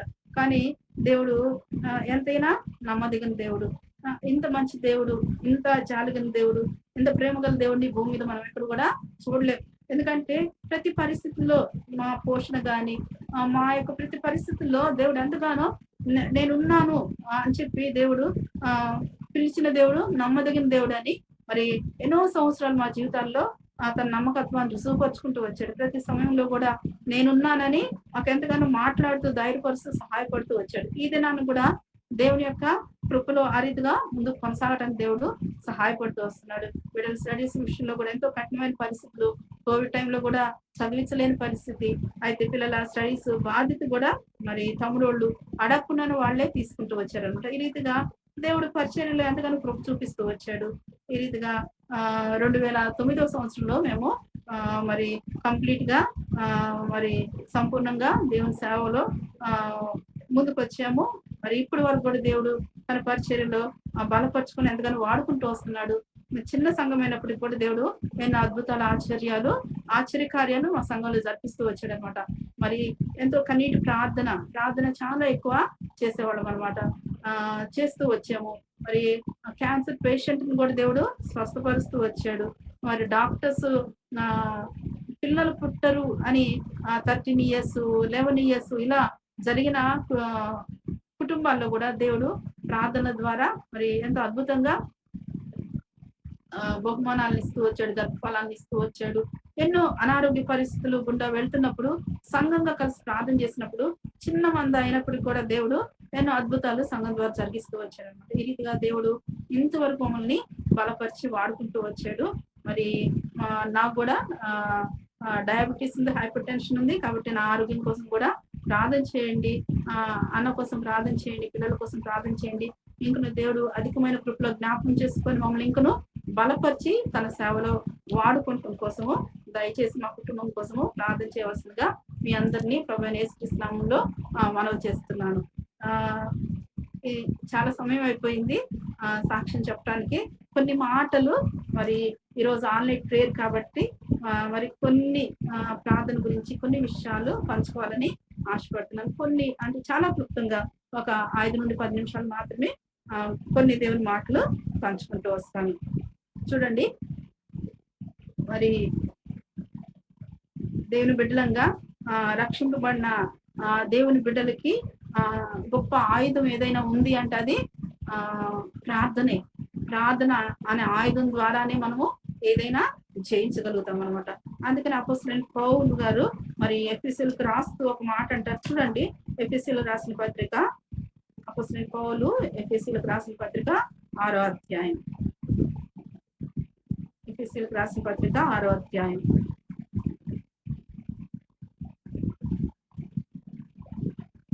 హలో,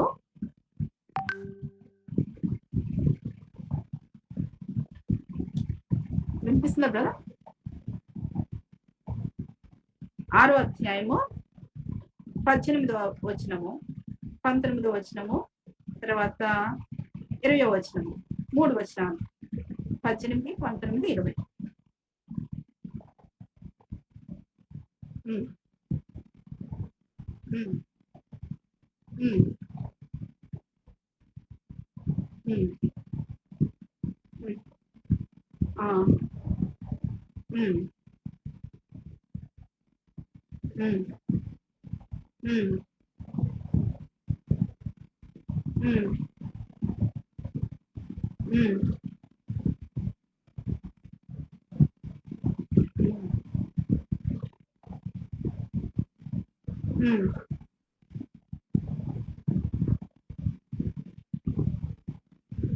కాబట్టి ఇక్కడ మనం చూస్తున్నాము మరి ప్రార్థన గురించి అపోస్తలుడైన పౌలు గారు మాట్లాడుతూ రావటం.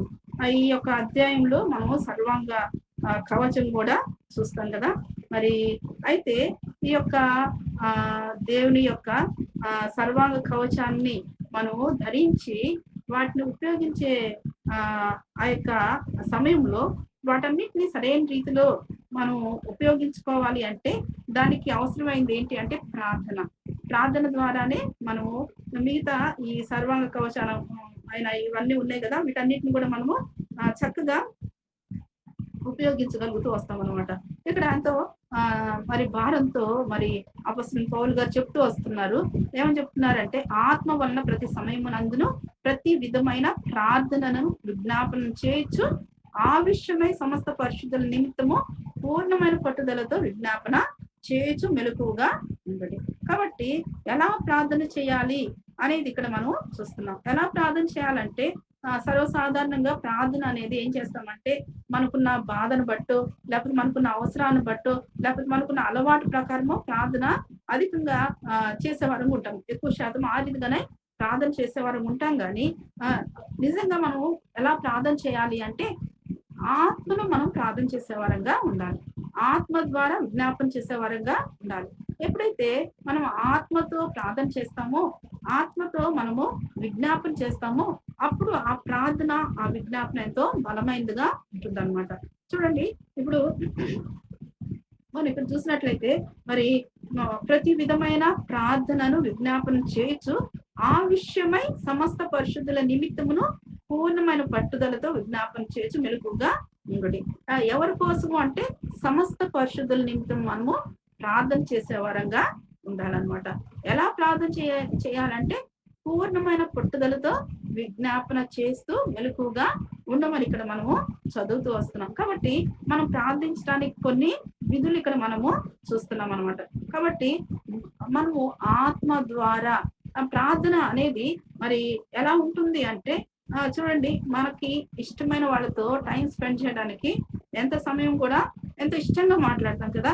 అలానే ప్రార్థన సర్వసాధారణంగా ప్రార్థన అందరూ ఉపయోగిస్తారు కదా. ప్రార్థన అనేది ఒక రకంగా చెప్పాలంటే మతపరమైనదిగా కూడా చూస్తారు. అయితే మన ప్రార్థన ఆ రీతిగా ఉండకూడదు అనేది ఇక్కడ వాక్యం సెలవిస్తుంది. మన ప్రార్థన ఎలా ఉండాలి అంటే ఆత్మతో మనం ప్రార్థన చేసే వరంగా ఉండాలన్నమాట. ఎలా ప్రార్థన చేయాలి? ఎవరి కోసం ప్రార్థన చేయాలి అంటే సమస్త పరిశుద్ధుల నిమిత్తము మనము ప్రార్థన చేయాలి. ఎలా ప్రార్థన చేయాలంటే పట్టుదలతో మనము ప్రార్థన చేయాలి. కాబట్టి ఇక్కడ అందు మాత్రమే కాదు, అపొస్తలుడైన పౌలు గారు ఒక మాట అడుగుతున్నారు. 19వ వచనంలో చూస్తే మరియు నేను దేని నిమిత్తము రాయబారినై సంకెళ్ళలో ఉన్నాను, ఆ సువార్త మర్మమును ధైర్యంగా తెలియచేయుటకు నేను మాట్లాడ నోరు తెరిచినప్పుడు.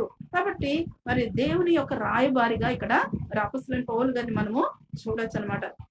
దాని ఏమంటున్నాడంటే ఇక్కడ సువార్త మర్మమును ధైర్యంగా తెలియచేయుటకు నేను మాట్లాడ నోరు తెరిచినప్పుడు దాని గురించి నేను మాట్లాడవలసినట్టుగా ధైర్యంతో మాట్లాడటానికి వాక్శక్తి నాకు అనుగ్రహింపబడినట్లు నా నిమిత్తము పూర్ణమైన పట్టుదలతో విజ్ఞాపనం చేయొచ్చు మెలకుగా ఉండడి అనే మాట ఇక్కడ మనము చూస్తున్నాం. కాబట్టి సువార్త మర్మము తను ధైర్యంగా తెలియచేయడం కోసము ప్రార్థన చేయమని కోరుతున్నాడు. చూడండి, అపొస్తలుడైన పౌలు గారికి మాత్రమే కాదు, మనకు కూడా ఆ యొక్క అవసరత ఉంది.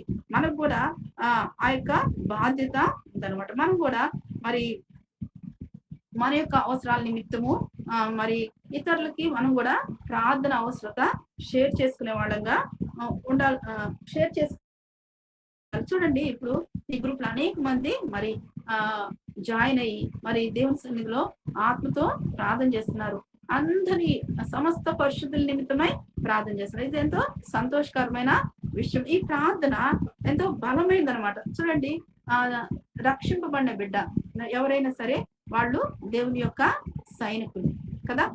దేవుని యొక్క సైనికులు ఎలా ఉండాలంటే యుద్ధ రంగంలో మరి ఆత్మ సంబంధమైన ఆ యొక్క కవచాలని ధరించుకొని మరి విజయం పొందే వారంగా మనము ఉండాలన్నమాట. కాబట్టి ఎక్కడ కూడా మన ప్రార్థన అనేది పడిపోకూడదు. ఎక్కడ కూడా ప్రార్థన కుట్టుపడకూడదు. ఎక్కడ కూడా మనం ఎప్పుడు కూడా చురుగ్గా ఉండాలి. ఎప్పుడు కూడా మరి ఆత్మతో ప్రార్థన చేసే వారంగా ఉండాలన్నమాట.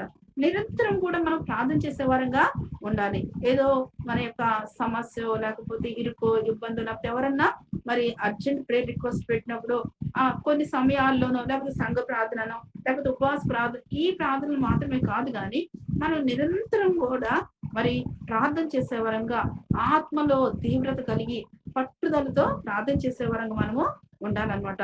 మరి నిస్వార్థంగా ప్రార్థన చేసే వరంగా ఉండాలి. ఏక మనసుతో ప్రార్థన చేసే వరంగా ఉండాలి. అందుకని మనం చూస్తాం కదా, ఎక్కడైతే ఇద్దరు ముగ్గురు మరి ఆయన నామంలో కూడి ఎవరైతే దేని గురించి అయితే మరి ఏకీభవిస్తారో అది మరి దేవుడు దాన్ని అంగీకరిస్తాడు. మన ఏదైతే విప్పుతారో అది విప్పబడుతుంది అని చెప్పి మనం చూస్తూ వస్తాం. కాబట్టి అక్కడ చూసినట్లయితే మనము మన ప్రార్థన ఏక మనసుతో మనము ప్రార్థన చేసే వరంగా ఉండాలన్నమాట. మరి ఎల్లప్పుడూ కూడా పరిశుద్ధులందరి నిమిత్తం మనం ఏ ప్రేయర్ పాయింట్స్ అయితే దేవుని సన్నిధిలో పెడుతున్నామో ప్రతి ప్రేయర్ పాయింట్ కి మనం అందరము ఏకీభవించినప్పుడు ఏకాత్మతో మనం ప్రార్థన చేసినప్పుడు గొప్ప కార్యాలు మనము చూసే వరంగా ఉంటాం. చూడండి, ఎఫెసీయులకు రాసిన పత్రిక 1వ అధ్యాయము 15-16 వచనాలు ఒకసారి చదువుదాము. ఎఫెసీ 1వ అధ్యాయము 15-16.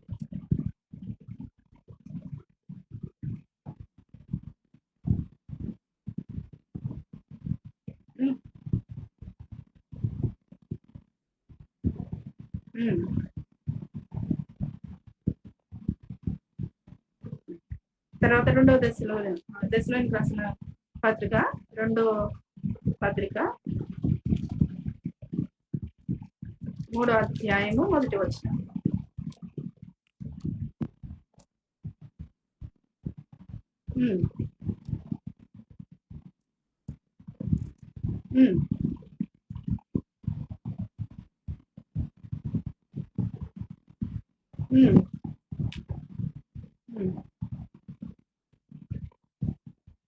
కాబట్టి ఇక్కడ కూడా కోరుతూ వస్తున్నాడు. ఏమని కోరుతూ వస్తున్నాడంటే మరి ఈ మూర్ఖులైన దుష్ట మనుషుల చేతిలో నుండి తప్పింపబడి నిమిత్తము మా కొరకు ప్రార్థించడం విశ్వాసము అందరికీ లేదు. కాబట్టి ఆటంకపరిచే వారి కొరకు, తర్వాత ఈ పరిస్థితుల నుండి విడుదల కొరకు ప్రార్థన చేయమని కోరటం ఇక్కడ మనము చూస్తున్నాం. కాబట్టి ఎప్పుడైతే మనం ఆ రీతిగా ప్రార్థన చేస్తూ వస్తామో అప్పుడు దేవుడు మన పక్షాన పోరాడేవాడుగా ఉంటాడనమాట.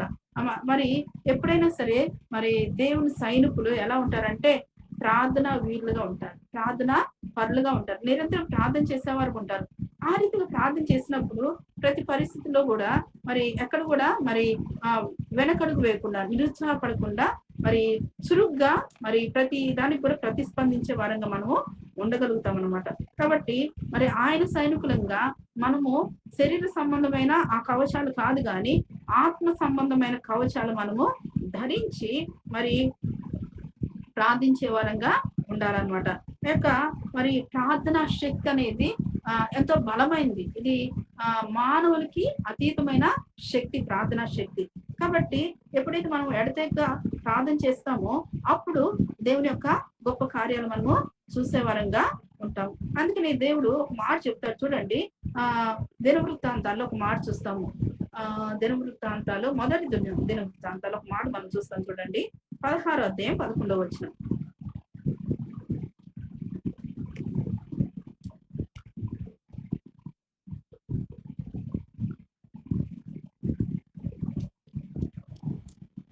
ఆ 16, 11. కాబట్టి ఇక్కడ మనం చూస్తున్నాం, ఏమని చూస్తున్నాము, మరి యెహోవాను ఆశ్రయించుడి, ఆయన బలమును ఆశ్రయించుడు. కాబట్టి ఎల్లప్పుడూ కూడా మనం ఆయన్ని ఆశ్రయించే వరంగా, ఆయన బలాన్ని ఆశ్రయించే వరంగా ఉండాలి. అంత మాత్రమే కాదు, నిత్యం ఆయన సన్నిధిని మనము వెదికే వరంగా ఉండాలి. కాబట్టి అటువంటి శ్రేష్టమైన ఆత్మీయ అనుభవంలో మనము దేవుని సన్నిధిలో మొరపెట్టే వరంగా ఉండాలన్నమాట. ఆ రీతిగా మనము ఇక యుద్ధ రంగంలో నిలబడినప్పుడు, ఆ యుద్ధ సన్నద్ధులై మరి ప్రార్థన మనం చేసినప్పుడు మరి ఆ సమయంలో మనము మరి అనేక విషయాల కోసం ప్రార్థించే వారంగా ఉంటాం అనమాట. చూడండి, ప్రార్థన కూడా ఆ ప్రార్థనలో అనేక రకాలు ఉంటాయి కదా. ప్రార్థనలో మరి స్తుతి ఉండిద్ది, ప్రార్థనలో తర్వాత కృతజ్ఞత ఉండిద్ది, తర్వాత మరి మనం అడిగిన వాటికంటే, ఊహించిన వాటికంటే అత్యధికంగా మనం ప్రార్థన ద్వారా పొందుకోగలుగుతాం అనమాట. కాబట్టి అపోస్తలుడైన పౌలు గారు మరి ఈ ఎఫెసీ పత్రిక అంతా కూడా ఆనాటి రోమా మొదటి శతాబ్దంలో రోమా సైనికుల యొక్క యుద్ధోపకరణాలని మరి ఉపమానాలుగా తీసుకొని ఇక్కడ మరి ప్రయోగించడం మనము చూస్తూ వస్తాం అనమాట. కాబట్టి అదే విధానంలో మరి మనం ఆత్మీయ యుద్ధ రంగంలో ఉన్నప్పుడు ఆ యొక్క ఆయుధాలు మనం ఎఫెసీ పత్రిక 6వ అధ్యాయంలో మనం చూస్తూ వచ్చినప్పుడు అక్కడ సర్వాంగ కవచంకి సంబంధించినవన్నీ మనం చూస్తూ వస్తాం కదా. మరి నడుముకు సత్యం అనే దట్టి, ఇది కూడా వాక్యమే. మరి నీతి అను మాయమరుగు, మరి పాదములకు సమాధాన సువాత వలన శుద్ధ మనసు జోడు తొడుక్కొని నిలవబడి, ఇవన్నీ గాక విశ్వాసం అన్న డాలు పట్టుకొని దానితో మీరు దృష్టిని అగ్ని బాణములన్నిటి ఆర్పుటకు శక్తివంతులు అవుదురు. మరి ఇవన్నీ కాకుండా 17వ వచనం, మరియు రక్షణ శిరస్త్రాణమును దేవుని వాక్యమును ఆత్మ కట్నము ధరించుకొనుడి. కాబట్టి ఇవన్నీ కూడా మనము మరి యేసుక్రీస్తు వారు కూడా మత్తయి సువార్త 26వ అధ్యాయంలో చెప్తూ వస్తారు కదా. మరి మీ శోధనలో ప్రవేశించుకున్నట్లు మెలకుగా ఉండి ప్రార్థించమని. కాబట్టి మరి ఈ శోధన నుండి తప్పించబడటానికి, మన ప్రతి అవసరత తీర్చబడటానికి, సమస్త పరిశుద్ధుల నిమిత్తము మనము మరి ప్రార్థన చేయడానికి కూడా ఎప్పుడు కూడా మనం ఆత్మతోనే మనం ప్రార్థన చేసే వారంగా ఉండాలి. అదెంతో మరి ఆత్మ ద్వారా ప్రార్థన చేయడం ద్వారా మనం ఎన్నో గొప్ప కార్యాలు చూసే వరంగా ఉంటాం అనమాట. చూడండి, మరి ప్రార్థన అనేది మరి దేవునికి మనకున్న సంబంధాన్ని స్పష్టంగా తెలియపరిచేదిగా ఉంటుందన్నమాట. అందుకని సర్వసాధారణ మాకు నందన్ రావు అంకుల్ అనేవాళ్ళు సంఘ ప్రార్థనలో ఉన్నప్పుడు మరి ఎవరైతే ఇంట్లో బాగా ప్రార్థన చేస్తారో వాళ్ళు మందిరంలో చిన్న ప్రార్థన చేస్తారంట. ఇంట్లో ప్రార్థన చేయని వాళ్ళు సంఘంలో పెద్ద ప్రార్థన చేస్తారంట. కాబట్టి ఆ ప్రార్థన ద్వారానే మరి దేవునికి మనకున్న సంబంధం అనేది తెలుస్తుంది. కాబట్టి ఇక్కడ మరి అపోస్తలుడైన పౌలు గారు అంటున్నారు, ప్రార్థన విజ్ఞాపనాన్ని కూడా చెప్తూ రావడం జరిగింది. మరి ప్రార్థన అనే దానిలో మనము అనేక విషయాలు వివరంగా ప్రార్థన చేస్తాం.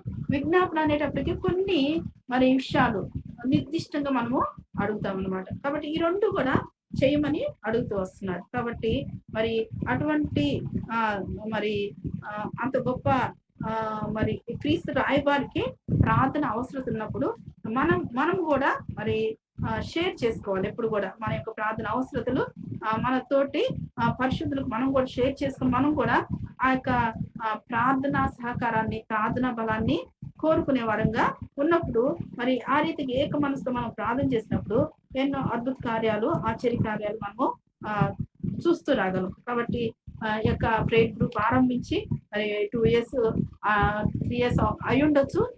ఈ లోపల ఎన్నో అద్భుతాలు, ఆశ్చర్య కార్యాలు దేవుడు జరిగిస్తూ వచ్చి ఉంటాడు. కాబట్టి దాన్ని బట్టి దేవుని నామానికి మరి మహిమ కలుగును గాక. అయితే ఇదేమో నా సమయం అంతా కూడా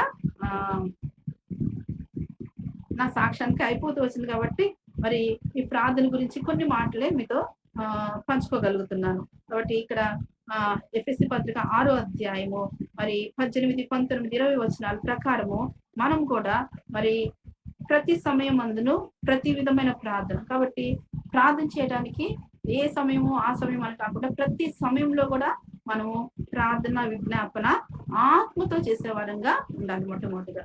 రెండవదిగా పరిశుద్ధులందరి కోసం నిత్యం ప్రార్థన చేసేవారంగా ఉండాలని ఇక్కడ మనము దేవుని వాక్యం ద్వారా నేర్చుకుంటున్నాం. తర్వాత పూర్ణమైన పట్టుదలతో మనము ప్రార్థన చేసేవారంగా ఉండాలి. తర్వాత మెలకువ కలిగి మనము ప్రార్థన చేసేవారంగా ఉండాలి. ఏ విషయం గురించి అంటే ఆత్మ సంబంధమైన విషయాలు ఇక్కడ కోరుకుంటూ వస్తున్నాం. కాబట్టి మనం కూడా ఆత్మీయ వనరుల కోసం మనం కూడా మొరపెట్టే వారంగా ఉండాలి. కాబట్టి చివరి దినాల్లో ఉన్నాము, రాకటి దినాల్లో ఉన్నాం. కాబట్టి ఎల్లప్పుడూ కూడా మనము సిద్ధపాటు జీవితం కలిగి ఉండటం మాత్రమే కాదు, మరి మన యొక్క దేశం కోసము, మన యొక్క రాష్ట్రాల కోసము, ఎవరైతే మన బంధుమిత్రులు ఇంకా రక్షణ పొందలేదు వాళ్ళ కోసము మనము నిరంతరం ప్రార్థన చేసే వారంగా ఉండాలి. అంత మాత్రమే కాదు, సమస్త పరిశుద్ధుల నిమిత్తము పట్టుదలతో ప్రార్థన చేసే వారంగా ఉండాలి. మెలకువగా మనం మెలకువ కలిగి ప్రార్థన చేసినప్పుడు మరి మనం కూడా శోధన నుండి తప్పించబడతాము. అనేక మందికి మనము ఆశీర్వాదకరంగా ఉండగలుగుతాం. కాబట్టి ఆ రీతిగా మన ప్రార్థనా జీవితము ముందు కొనసాగటానికి దేవుడు తన వెండైన కృప మనకు సమృద్ధిగా అనుగ్రహించింది.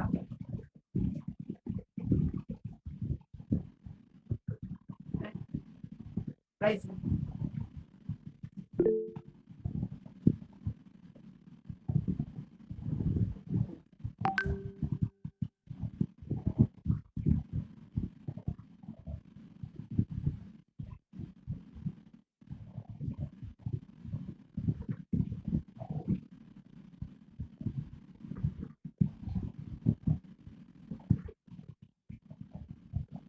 బాబు ఎగ్జామ్స్ కోసం కూడా ప్రార్థించారు. బాబుకి ఫస్ట్ ఇయర్ ఎగ్జామ్స్ జరుగుతున్నాయి.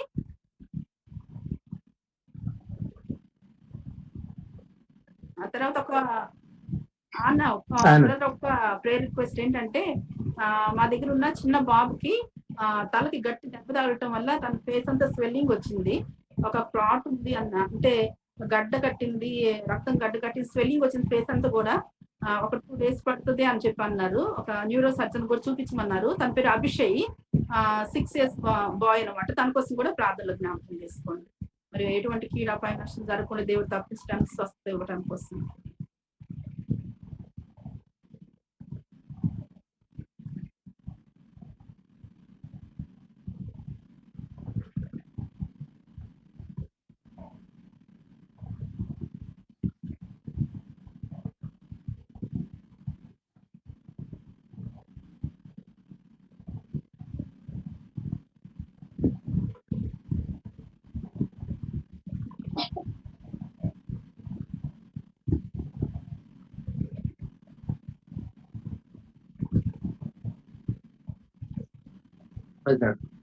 అన్న అక్క చెప్పారు కదా అబ్బాయికి తలకి దెబ్బ తగిలిందని. ఆ అబ్బాయి పేరున్న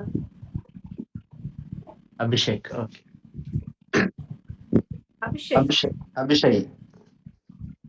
ఓకే, ప్రార్థించుకుందామండి. ప్రేమ నమ్మకం మా ప్రేపర్ల గొప్ప తండ్రి, మా గొప్ప దేవ, సత్యవుడు యేసయ్య, ఇంతవరకు స్వామి తండ్రి అద్భుతమైన సాక్ష్యం తండ్రి ఫీడ్బ్యాక్ ద్వారా ప్రభా వారి జీవితంలో మీరు చేసిన, మరి మీరు నడిపించిన విధానాన్ని బట్టి ప్రభా గొప్ప సాక్షిని తండ్రి వినగలిగినాం. సాక్ష్యం ద్వారా ఎంతమంది ప్రభా బలపరచబడినాం. అందుని బట్టి నీకు స్తోత్రం చెల్లిస్తున్నాం ఆయన. అవును స్వామి, నువ్వు ఏర్పరచుకున్న నీ బిడ్డలను ప్రభా ఏ మాత్రం ఎటువంటి పరిస్థితులు కూడా చేయి వదలకుండా ప్రభా వారి పట్ల మీకున్న సంకల్పము, ఉద్దేశాన్ని, ప్రణాళికను ప్రభా మీరు నెరవేర్చే దేవుడని ప్రభా ఈ సాక్ష్యం ద్వారా తండ్రి ప్రభా మీరు మాకు తండ్రి బయలుపరిచిన సత్యాంశం బట్టి స్తోత్రం చెల్లిస్తున్నాం ఆయన. అవును ప్రభా తండ్రి ప్రభా లూక అనను బట్టి కూడా స్తోత్రం చెల్లిస్తున్నాం ప్రభా. తండ్రి లూక అనను మరి ప్రభా ఫీబే అక్కును తండ్రి ప్రభా మీరు తండ్రి జతపరిచి ప్రభా అద్భుతంగా వారి కుటుంబాన్ని కట్టి ప్రభా మరి సేవలు కూడా తండ్రి గొప్పగా తండ్రి మీరు వాడుకుంటున్న విధానం బట్టి స్తోత్రం ఆయన. వారు సేవ పరిచయం చేస్తున్న ఆ ప్రాంతాన్ని బట్టి కూడా స్తోత్రం చేస్తున్నాం ఆయన. ప్రభా తండ్రి ఆ ప్రాంతంలో ఇంకా ప్రభా ఎందరైతే ప్రభా నేను తెలుసుకోలేకుండా పోతున్నారో అటువంటి ప్రజలందరూ కూడా ప్రభా అతి త్వరలోని ప్రభా అందరూ నేను తెలుసుకొని రక్షణ పొందినట్లు మీరు కృప చూపించి నడిపించడం ప్రార్థిస్తున్నాం ప్రభా. సంఘంలో ప్రతి ఒక్క బిడ్డల్ని దీవించండి స్వామి ప్రభా. వారి కుటుంబాన్ని దీవించండి ప్రభా. ప్రతి ఒక్క బలహీనతను తీసివ్వండి ప్రభా. అందులో తండ్రి ఈ రోజు వాక్యమైన ప్రకారంగా ప్రభా ప్రార్థనలో ప్రతి ఒక్కరు ప్రభా నిలకడగలిగి ప్రభా పట్టుదల కలిగి తండ్రి ఆసక్తి కలిగి ప్రభా మీ సేవకుల కొరకు అనేకుల కొరకు ప్రార్థించే వారికి తండ్రి బలపరచమని ప్రార్థిస్తున్న మెస్సయానికి స్తోత్రం ప్రభా. అన్నను అక్కను మీరు ప్రేమించి బహుమానికి ఇచ్చిన పిల్లలను బట్టి స్తోత్రం చేసిన ప్రభా. తండ్రి పీటను బట్టి రోడ్డును బట్టి ప్రభా మొదలు తండ్రి ఆ బిడ్డలను ప్రభా దీవించండి, బలపరచండి. వారు తండ్రి చదువులను తండ్రి ప్రభా తండ్రి వాళ్ళ ప్రతి ఒక్క విషయం ప్రభా మీరు వారికి తోడుగా ఉండి నడిపించమని భవిష్యత్తును మీరు దీవించమని మీ ప్రణాళిక చొప్పున మీ చిత్తం ప్రకారం ప్రభా వారు నడిపించమని ప్రభా ప్రార్థిస్తున్నాం. వారికి ప్రతి ఒక్క విషయం తోడుగా ఉండి నడిపించండి ప్రభా. అవును ప్రభా యోసేపుకు మీరు తోడుగా ఉన్నట్టుగా తండ్రి ప్రభా యేసయ్య తండ్రి దానియేలుకు మీరు తోడుగా ఉన్నట్టుగా ప్రభా తండ్రి బిడ్డలకు మీరు తోడుగా ఉండి నడిపించమని ప్రార్థిస్తున్నాం ప్రభా. నీకు స్తోత్రం చెల్లిస్తున్నాం ఆయన. అదేవిధంగా ప్రభా అభిషేక్ కొరకు ప్రార్థిస్తున్నాం ప్రభా. అభిషేక్ తండ్రి నీ గాయపడిన నష్టం చేత ముట్టి స్వస్థపరచండి ప్రభా. ప్రతి ఒక్క తండ్రి ఆ బాధను తొలగించమని ప్రార్థిస్తున్నాం స్వామి ప్రభా. అద్భుతం చేయగల దేవుడు మీరు అయినారు ప్రభా. అద్భుతం చేసి తండ్రి బిడ్డని ప్రభు కాపాడమని స్వస్థపరచమని ప్రార్థిస్తున్నాం ప్రభు. నీకు స్తోత్రం యేసయ్య. అవును ప్రభా ఈ రోజు తండ్రి ఈ విధంగా ప్రభా తండ్రి సన్నిధిలో ప్రభా ప్రార్థించడానికి ప్రభావ మీరు చూపుతున్న కృపను బట్టి స్తోత్రం తండ్రి. ఇంకా ప్రార్థనలు తండ్రి కొనసాగినట్లు మన అందరినీ మీరు బలపరిచి నడిపించమని తండ్రి ప్రభు మీకు సమస్త మహిమ ఘనత స్తోత్రాలను చెల్లించుకుంటూ మా ప్రభు రక్షకుడైన యేసు ప్రభు నామమున ప్రార్థించి వెడుకను పొందిన మా ప్రేపర్లకు తండ్రి ఆమేన్.